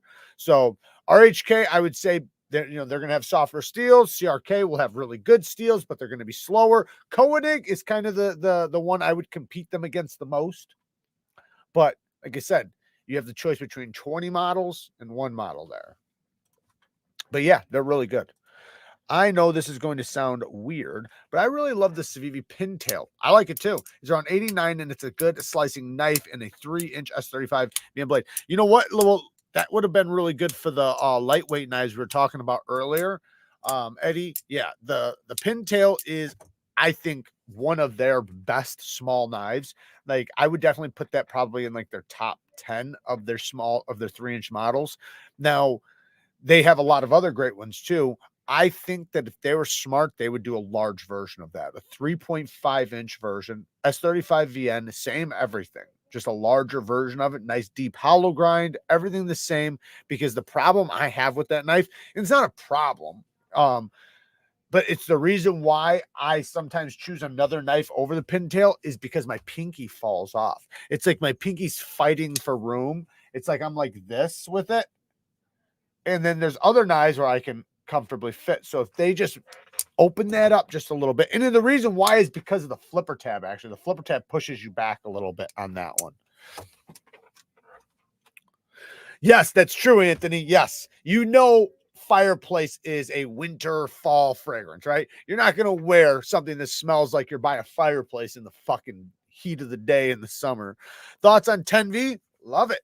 K390 is my favorite steel, and K390 and 10V are very similar. 10V is technically a little bit superior, but not by much. So yeah, I love it. I think it's a fantastic steel. Good night, Mom. I love you. Thank you for joining. Hope you're feeling better. But yeah, the pintail is super duper solid. Neevesknives, better steel, proper 14C or 59 HRC. Oh, fuck.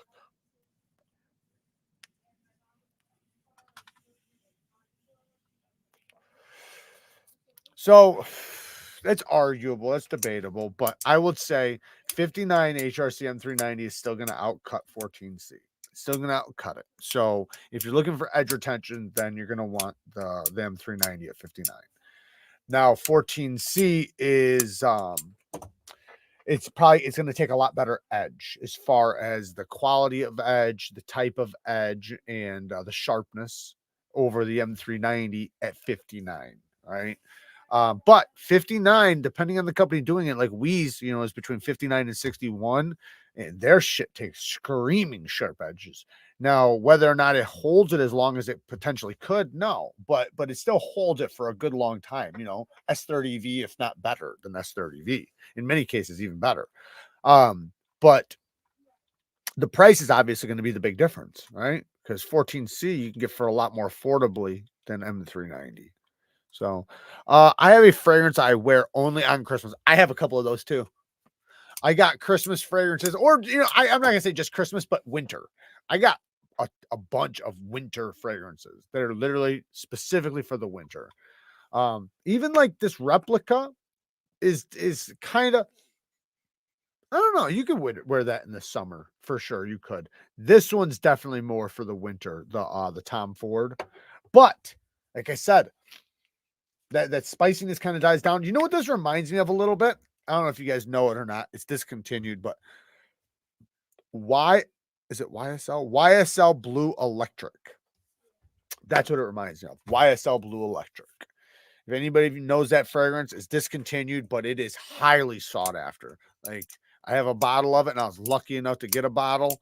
You can still get them on like eBay and stuff. But what do you think of Tor Chasm XL Tonto Poon in carbon fiber? I don't know that one. Tor Chasm. Let me try looking it up. Tor Chasm.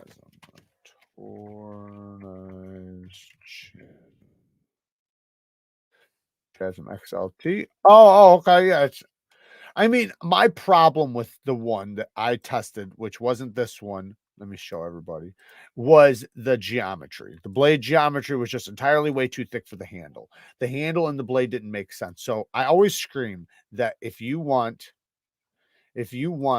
to make a good knife, then the blade shape and geometry has to match the handle. You can't have a light duty handle with a hard use blade, right? You can have a hard use blade, or I mean, a slicey blade with a hard use handle, but not vice versa.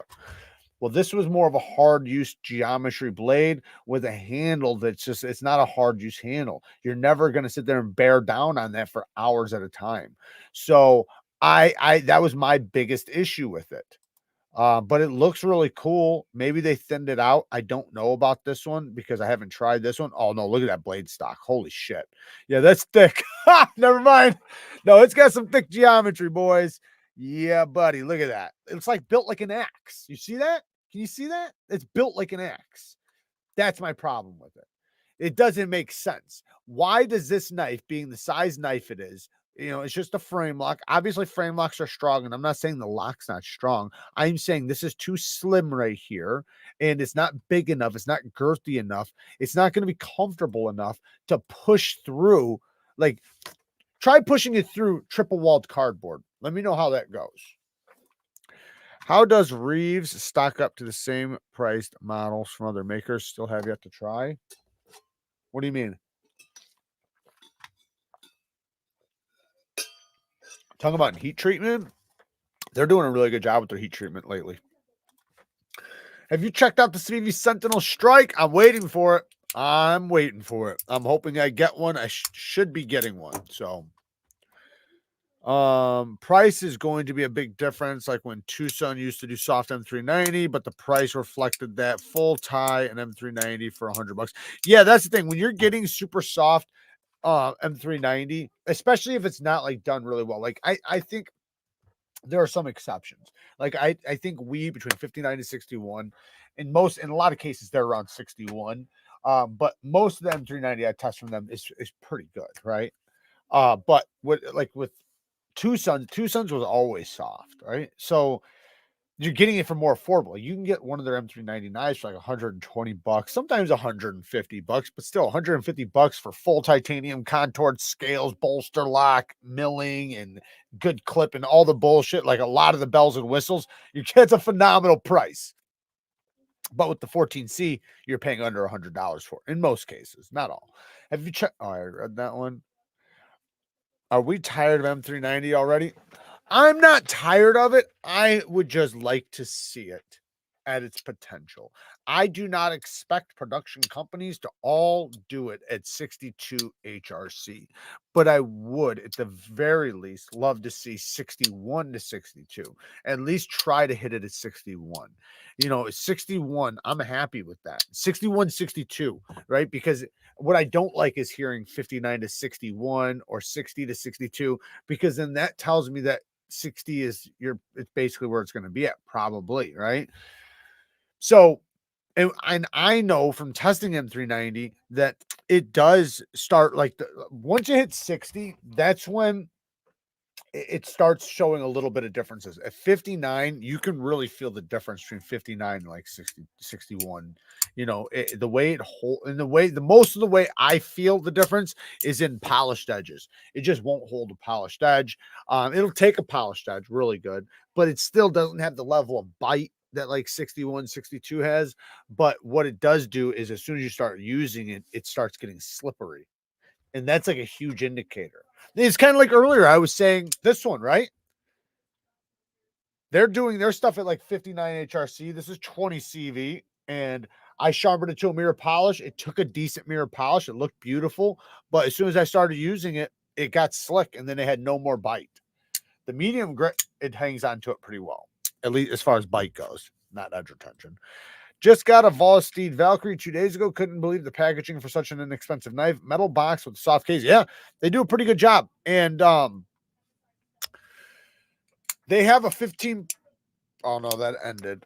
Oh, no, it's till tomorrow. They have 15% off on 4 of their models. They might even have it on other models. I did a video yesterday. If you guys seen it, I have a discount code. You can watch the video I posted yesterday, or just use my Amazon account or my Amazon link and go to their site on Amazon. That's where it's at. As far as M390 62 to 64, we've never seen M390 at 64. So I don't know how well it would do. I think the best we've ever seen was 63, and that was a unicorn. So I don't know. The 63 was tested and it didn't do that well. So it seemed like the heat treat was compromised. And I'm not saying it was because of the HRC. I'm saying the heat treat wasn't that good, but it happened to hit 63. So I think 61 to 62 is where we're most likely going to see it. I think if companies were able to do it at 63, we would have seen it by now, but it's like so rare. We just don't see it. It's like companies, it's like nearly impossible. I think what happens is they start running into issues with cracking and breaking and stuff. That's what I'm getting. I heard it can go up to 64, but we've never seen it.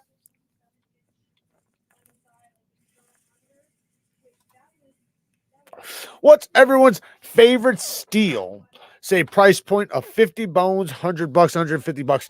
You know what? And while we're doing that, let's do fixed blades too. What is your number one fixed blade and for what? All right. You can't just say it's an SE whatever. Say for what? Camping, hunting, EDC, self-defense, all of the above, right? You can do an all of the above. But what is your favorite fixed blade?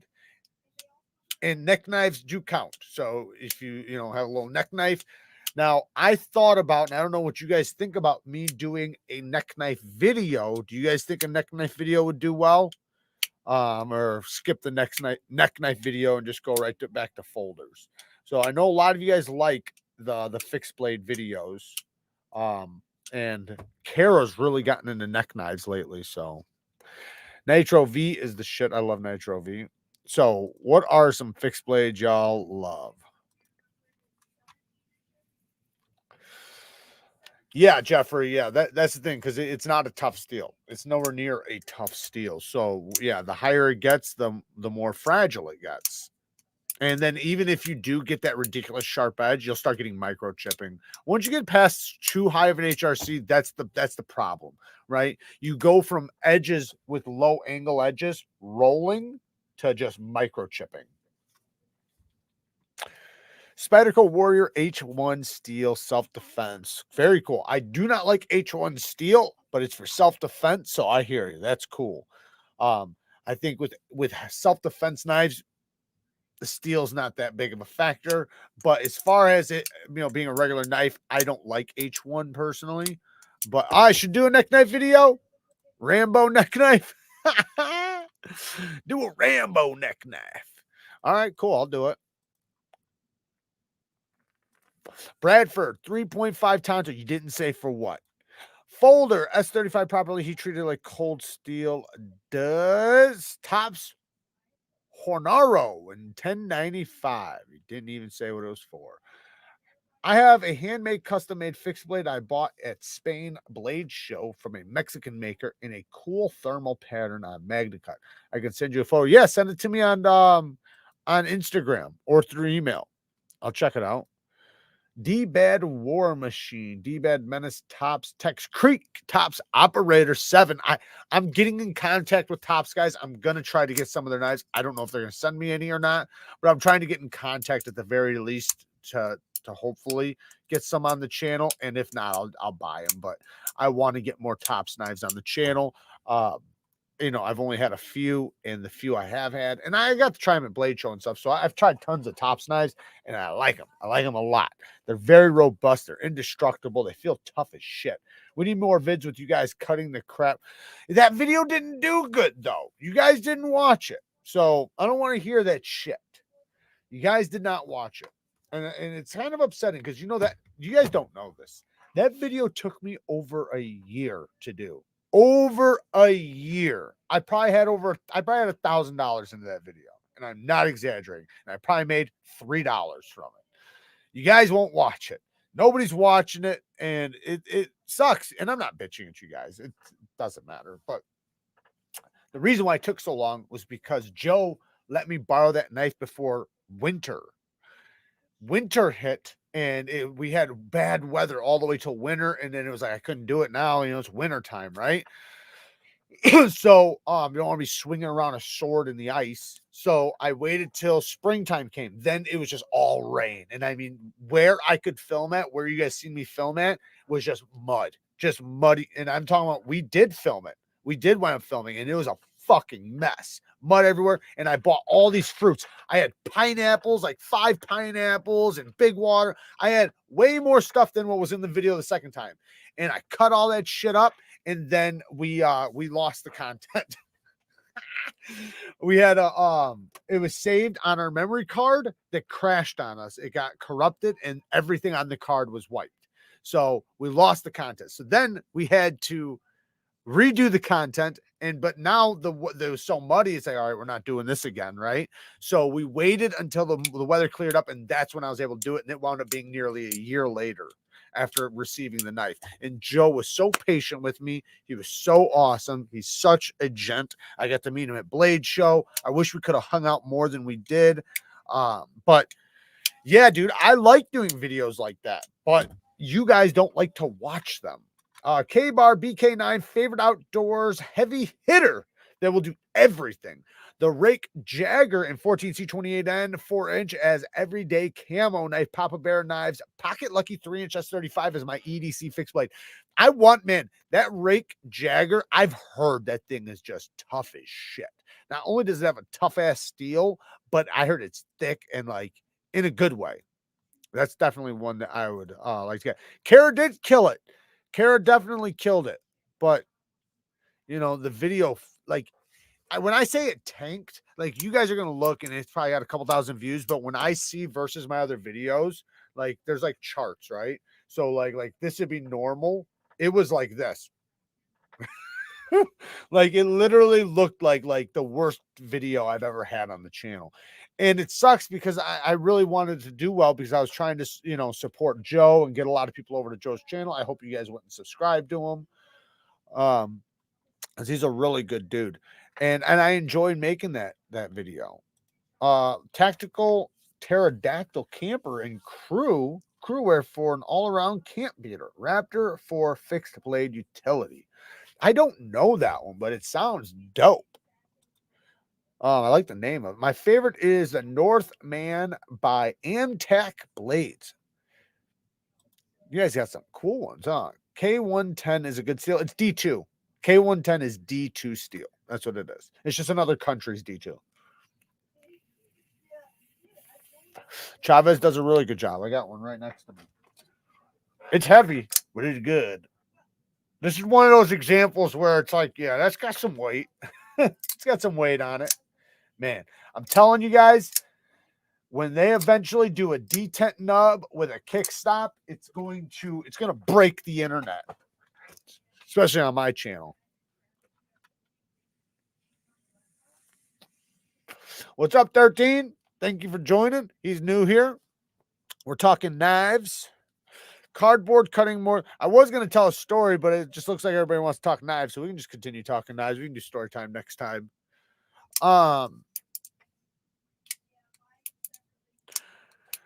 But yeah, I want to do more fixed blade videos. Like, you guys know, I love doing the self-defense knife videos. I love doing the fixed blade videos. I love doing all that shit. I love doing the testing, but I have to go off of what you guys watch.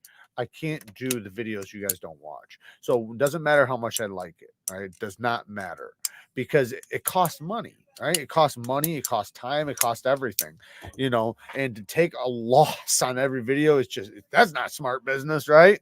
It's kind of like if you know, like if you have a hardware store, right? And you know, nobody buys pencils, right? From your place. And instead of buying screws, you buy a bunch of pencils. That'd be stupid, right? You should buy the screws that everybody's buying and fucking have just a little bit of pencils that people don't buy. I think you have had a Rake Jagger before.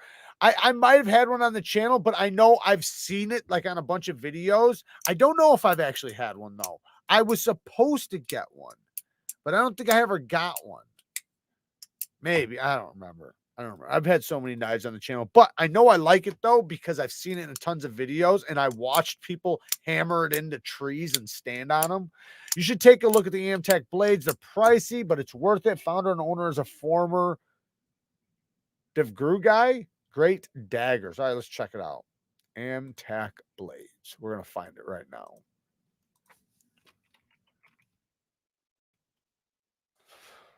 All right, we're going to see if you're right.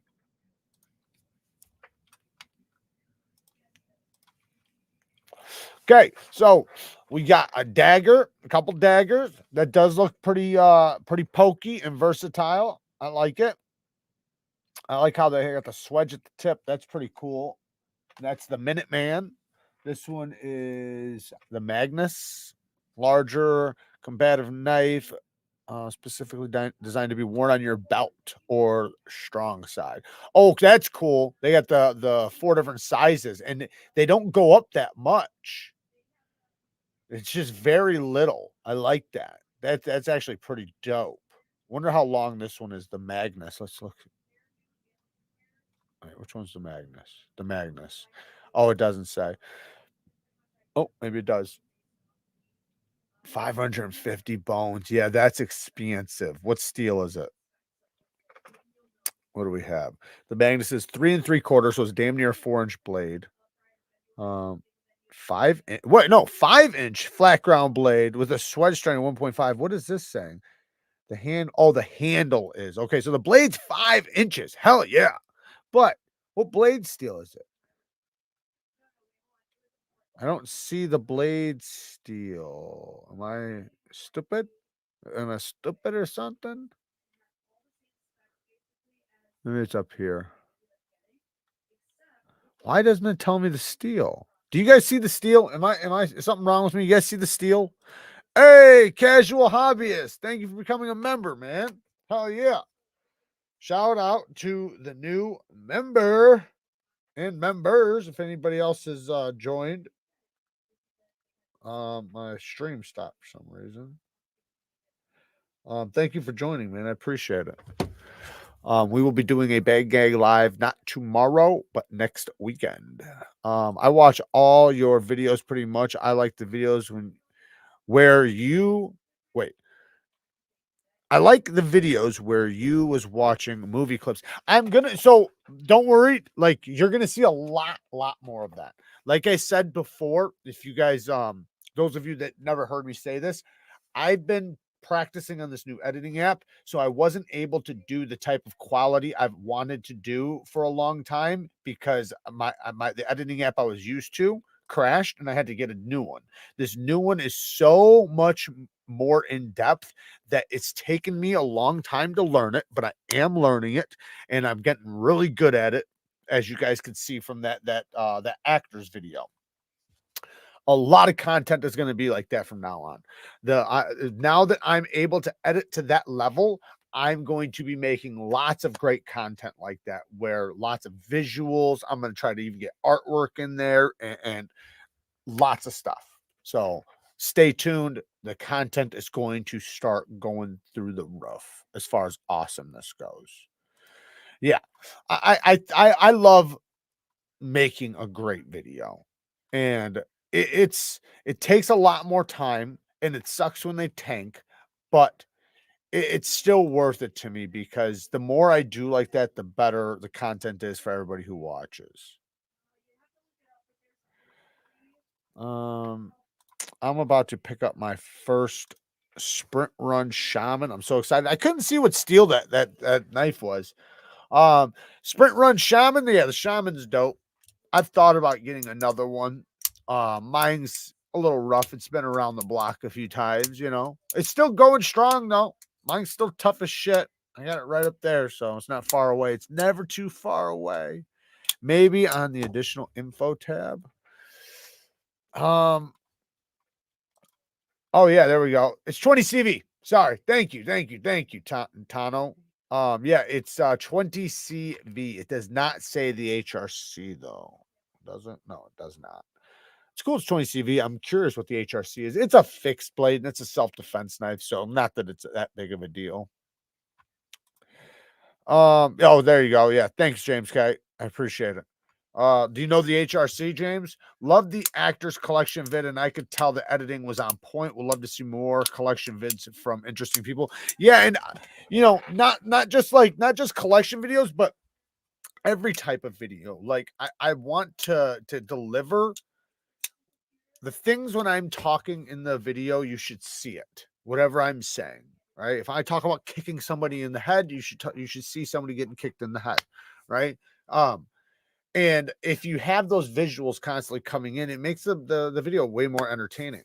Well, then next, if the information I'm giving is also knowledgeable and you're learning something, like say if we're talking about heat treatments and HRCs or sharpening or anything like that, and you can see the visuals of the things happening that I'm saying, it just makes it way more entertaining. It makes it more likely for you guys to stick around and watch, because You know, and listen, I never, ever, ever blame you guys for my videos tanking. I never want to make it seem like that. When that video tanks, I 100% put it on myself. I never think bad about like, oh, these guys just aren't watching. Or I never think that. All I think is, what did I do wrong? Right. So I want to make sure that I'm constantly creating the content that you guys love and want to click on and want to watch. And the way I can determine that is based off of you guys' watch time. If you guys click on it and click off, the video is going to do bad. Like that's how it works. That's how YouTube's algorithm works. If they see you clicked on and watch 15 seconds, 20 seconds, and clicked off, my video is going to go through the floor. But if they see you clicked on it and you stayed for a minute, 2 minutes, you know, at least, if not 7 minutes, but at least a couple minutes, well, then it says that it's a good video to YouTube. Also, the maker of the fixed blade said he put 64.5 HRC to that Magna Cut blade. Very cool. I got a 64.5 HRC Magna Cut blade. It does really, really well. It's a beast. And it was done by Brian from Transparent Knives. He does really good heat treats. I'm flipping one of my shamans right now. I paid a lot for knives, but more often than not, I'm carrying something from CJRB. They just keep putting out great accessible stuff. They do. And you know what's also is really cool, Hanzo, is their clip, man.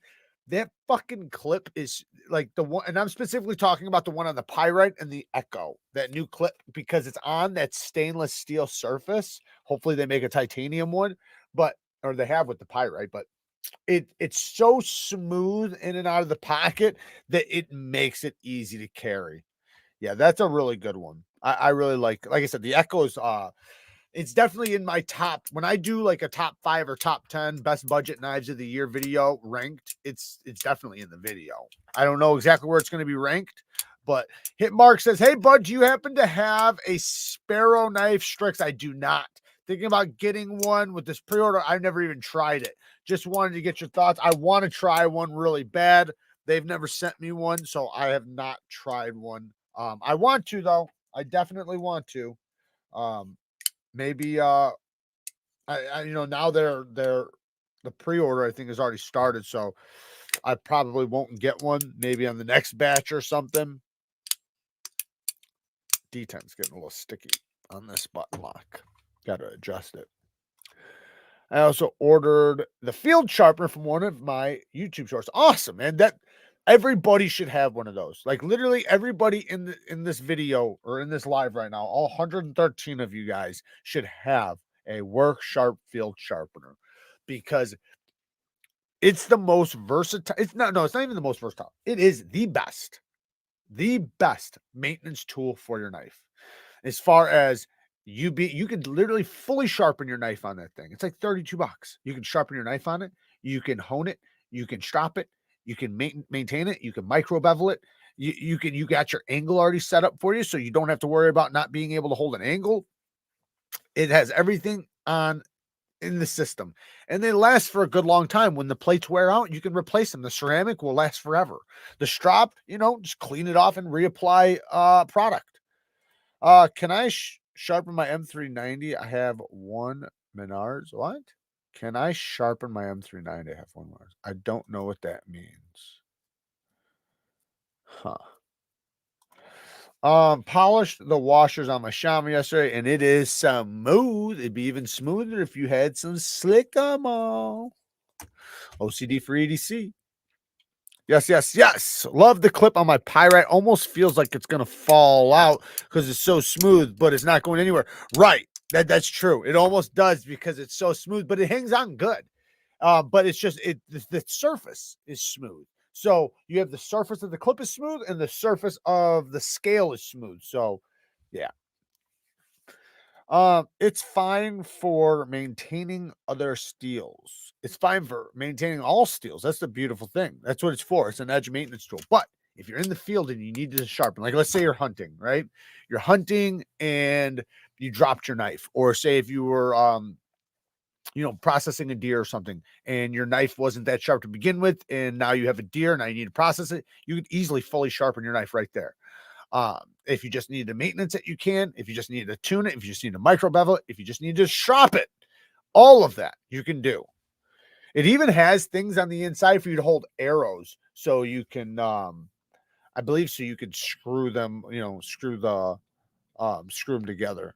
Polished. Oh yeah, I said that. Replacing the stone is an awesome feature too. Yeah, it is. That's a really good feature because you can easily buy. It'll last you for so long. Considering that, because diamond plates wear out. My original one is still going strong, so I take good care of it. But and I don't usually fully sharpen on it. I have fully sharpened on it multiple times, but I usually just use it for maintenance, and I use my regular big plates for sharpening. I have the Work Sharp Field Sharpener and wasn't able to sharpen my Manix in S110V. It was definitely you, Blunt, and I'm not trying to be a dick, but it's definitely you. And S110V will sharpen up just fine on it. One thing I will recommend with S110V, and I had to learn the hard way, so I fucked it up the first time. But the burr you can't remove with the stone. You have to remove it with the strop. So most steels you can't remove the burr with the strop. The strop is not going to remove a burr. It's just too big. But so what you usually do is you usually fatigue and break the burr off on the stone or ceramic rod and then move to the strop. With S110V, you fatigue the burr on the stone and you take it off with the strop, which no other steel is like that, but that steel. So that's one thing I can recommend anybody doing S110V. Don't try to deburr on the stone. You will never deburr it. It just won't come off. Can I sharpen M390 on the sharpener you are speaking of? I bought from Menards, never used it. The Work Sharp Field Sharpener, you absolutely can, but it's going to take you a little bit because it's small. It's like this big. So, my diamond plates are like this big. But you can do it. Take you 20, 30 minutes or something. Because the angle you're going to sharpen at is 20 degrees per side. So 20 degrees per side is not a super low angle. It's also not a super high angle. It's a happy medium angle. It's a tough edge that's still pretty sharp. 17 degrees is sharper with a little less toughness. So the lower the angle, the sharper, but the lower the toughness. The higher the angle, the tougher the edge, lower the sharpness. Can you explain why 3V steel on the Benchmade bailout is not really liked? The reason why is because when they first came out with it, they were wrong about their HRC. So that's the first thing. And they were running it soft. So they were running it soft, and it was tested even lower than they said. And people were testing the knives, and the blades were bending. Think about that. They're not supposed to bend. They should snap. This is hardened steel. They shouldn't bend. Like on a fixed blade, you kind of expect the knife to bend, but not on a folding knife, right? Anyways, the point is that it wasn't a hard use knife. So they were putting it on a knife that's a tough knife, but not a hard use knife. So it didn't make sense to do super soft HRC. It made sense to go harder HRC so you get maximum edge retention out of it because it's a cutting tool, not a pry bar. So they defended it, is what happened. They defended the fact that they were using a low HRC, and then a lot of people started testing them, and the edge retention was so bad. Like, fucking ridiculous. And it killed their sales. Well, then they changed their protocol on their heat treat, up their HRC, and also changed steels. So they've done a lot of changes. So to me right now, I wouldn't be worried about it anymore. That was back then. That was a couple years ago. They've changed everything now. I'm sure it's fine now. Just see what HRC they're saying they're running it at, but they should be doing a lot better job with it today than they were doing back then. But you still gotta check. But they're using the M4 on the other one.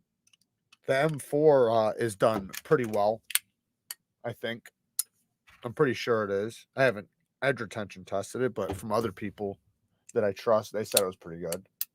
And I want to get one of those. That's one knife that I really, really want to get, is one of the bailouts. This thing is starting to get sticky. I'm trying to adjust it.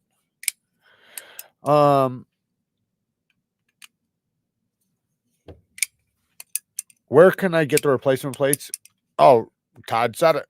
at the WorkSharp website. And I have a WorkSharp affiliate link that you can use. It's probably down in the description. I'm not positive. Let me just check. Do I not have it down there? I guess I don't, but I do have one. Let me grab it really quick. So here is, let me just take the whole thing. So I'll put it in the chat. Right there is the WorkSharp link for you guys. I'm going to drop it in this video really quick too.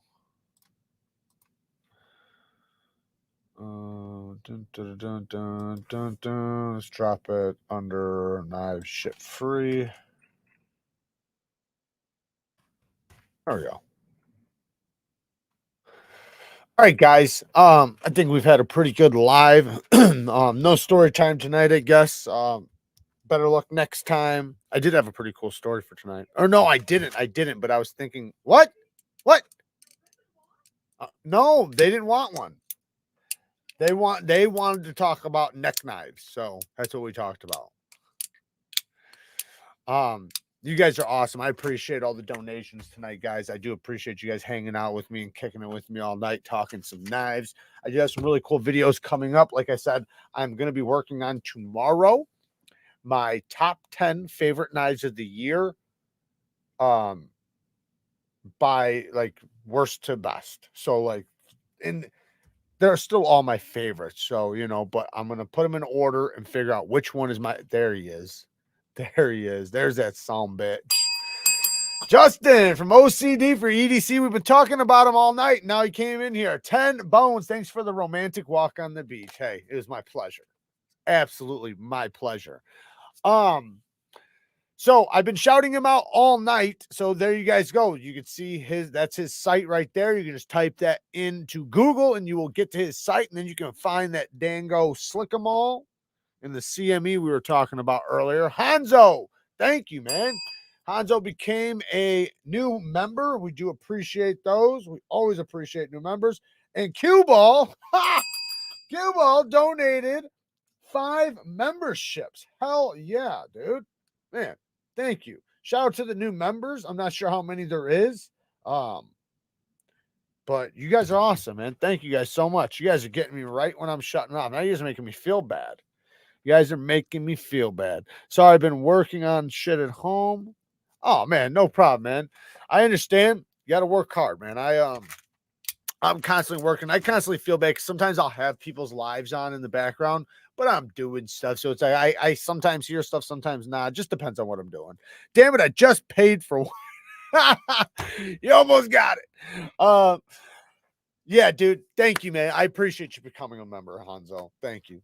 And that we will be doing a members live sharpening, not tomorrow, but next Sunday at 12:15 Central Time. And for the premium members, holy shit, James K just donated 5 more memberships. You guys are trying to keep me in here. Thank you, James. Holy shit, another 5 members, dude. That is awesome. What was I even saying? I think I was saying, I don't even know. I don't remember.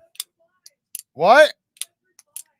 Oh, yeah. When people are live, I'm a lot of times working on stuff. So I think that's what I was talking about. But, I try to listen as much as possible. And I actually pay attention to a lot of them.